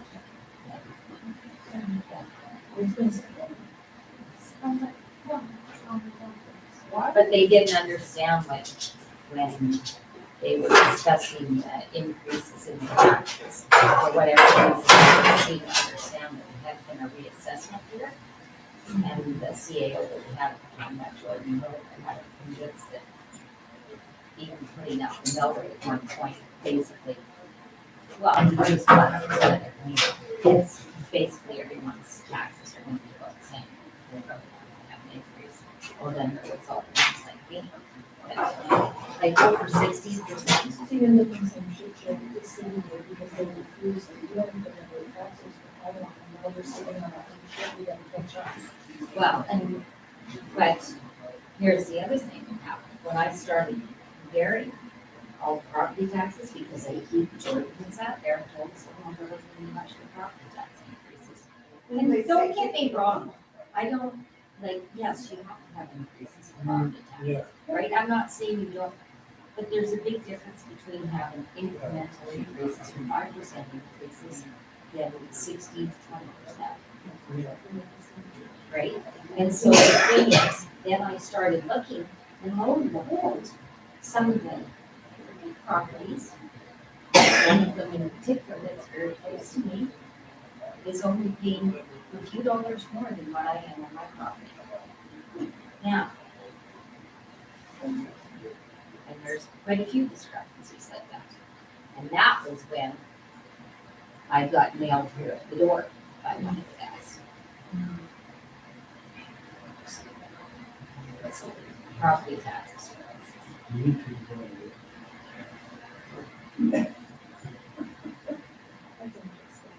Anyway, so.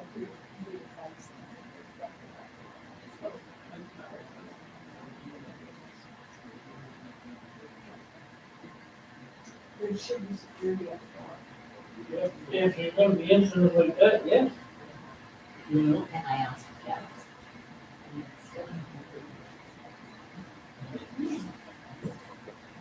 I mean, they could have a camera just somewhere up there just leaning at the door. And separate feed maybe. Anyway.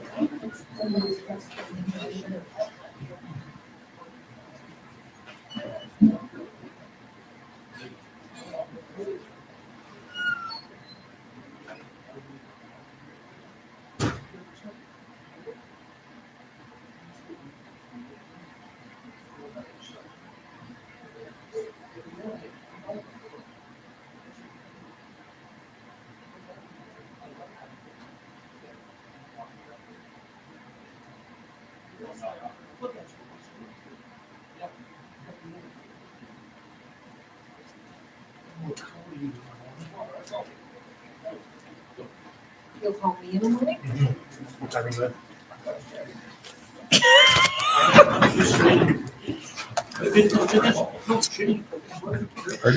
I think we're still on Zoom.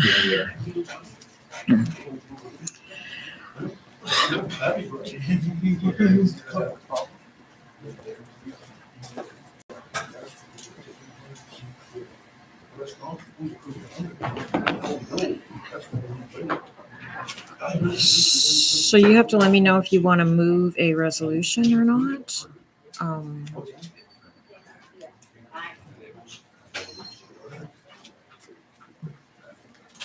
Otherwise, I don't have a preference. My preference is number 16. What's that? We are,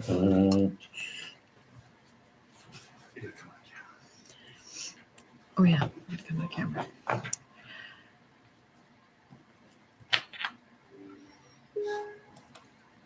Paragraph 12.2. Be it resolved that council reconvene in open session at 10:17 PM. Can I have a mover? Councilor Maxwell, seconder. Councilor Brown, any questions? All in favor? Carried. We're in open session.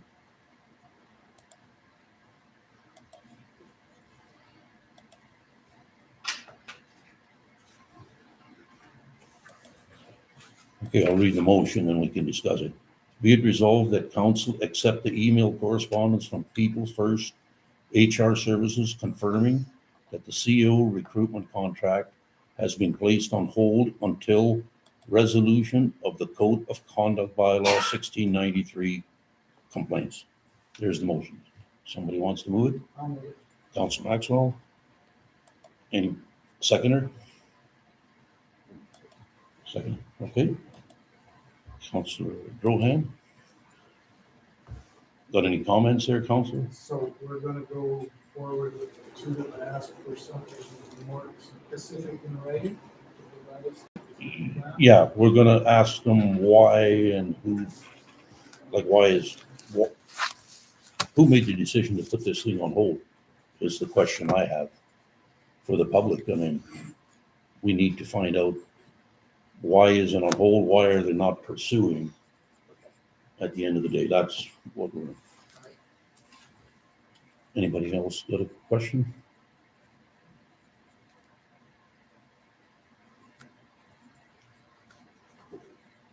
Okay, so we resolved that council accept the email correspondence confirming that the CEO.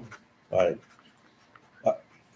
you want to add to that to I would like, approach them? yeah, I would like, Further explanation? yes, further explanation why the recruitment process of a permanent CAO has been put on hold by People's First HR Services and who gave them directions to do so.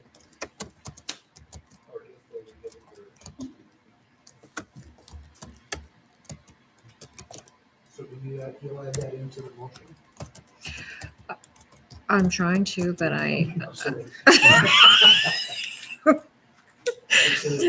I'm sorry, I'm getting a little punchy because I'm tired. So, and I got 3 words. Explanation of who placed the contract on hold and what else? And further explanation of who placed the contract on hold. From the RM of Cornwallis. Yeah.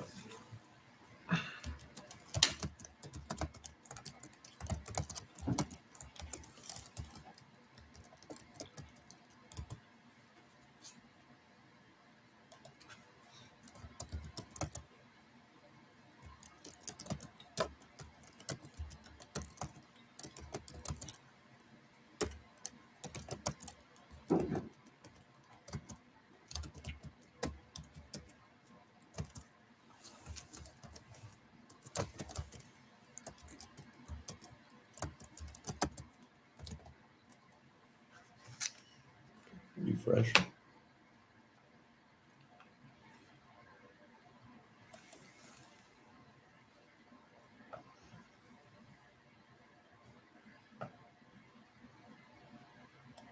If you want to read it out to Holly, I don't have it yet, so you do? Be resolved, the council accept the email correspondence from People First HR confirming that the CAO recruitment contract is placed on hold until resolution of the council code of conduct bylaw 1693 complaints, and further be it resolved that the CAO contact People First for an explanation as to who put the contract on hold for the RM equipment. Perfect. So we got a mover? Second, still, okay? Anybody got a question? All in favor? No. Okay. So now, Motion to adjourn. yep. Seconded, all in favor? Great. Thanks. Only got 8 minutes.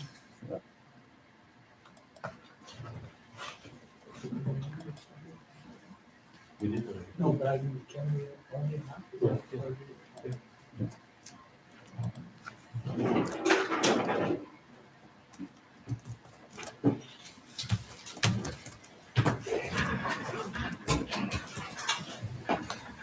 Thanks for staying tonight.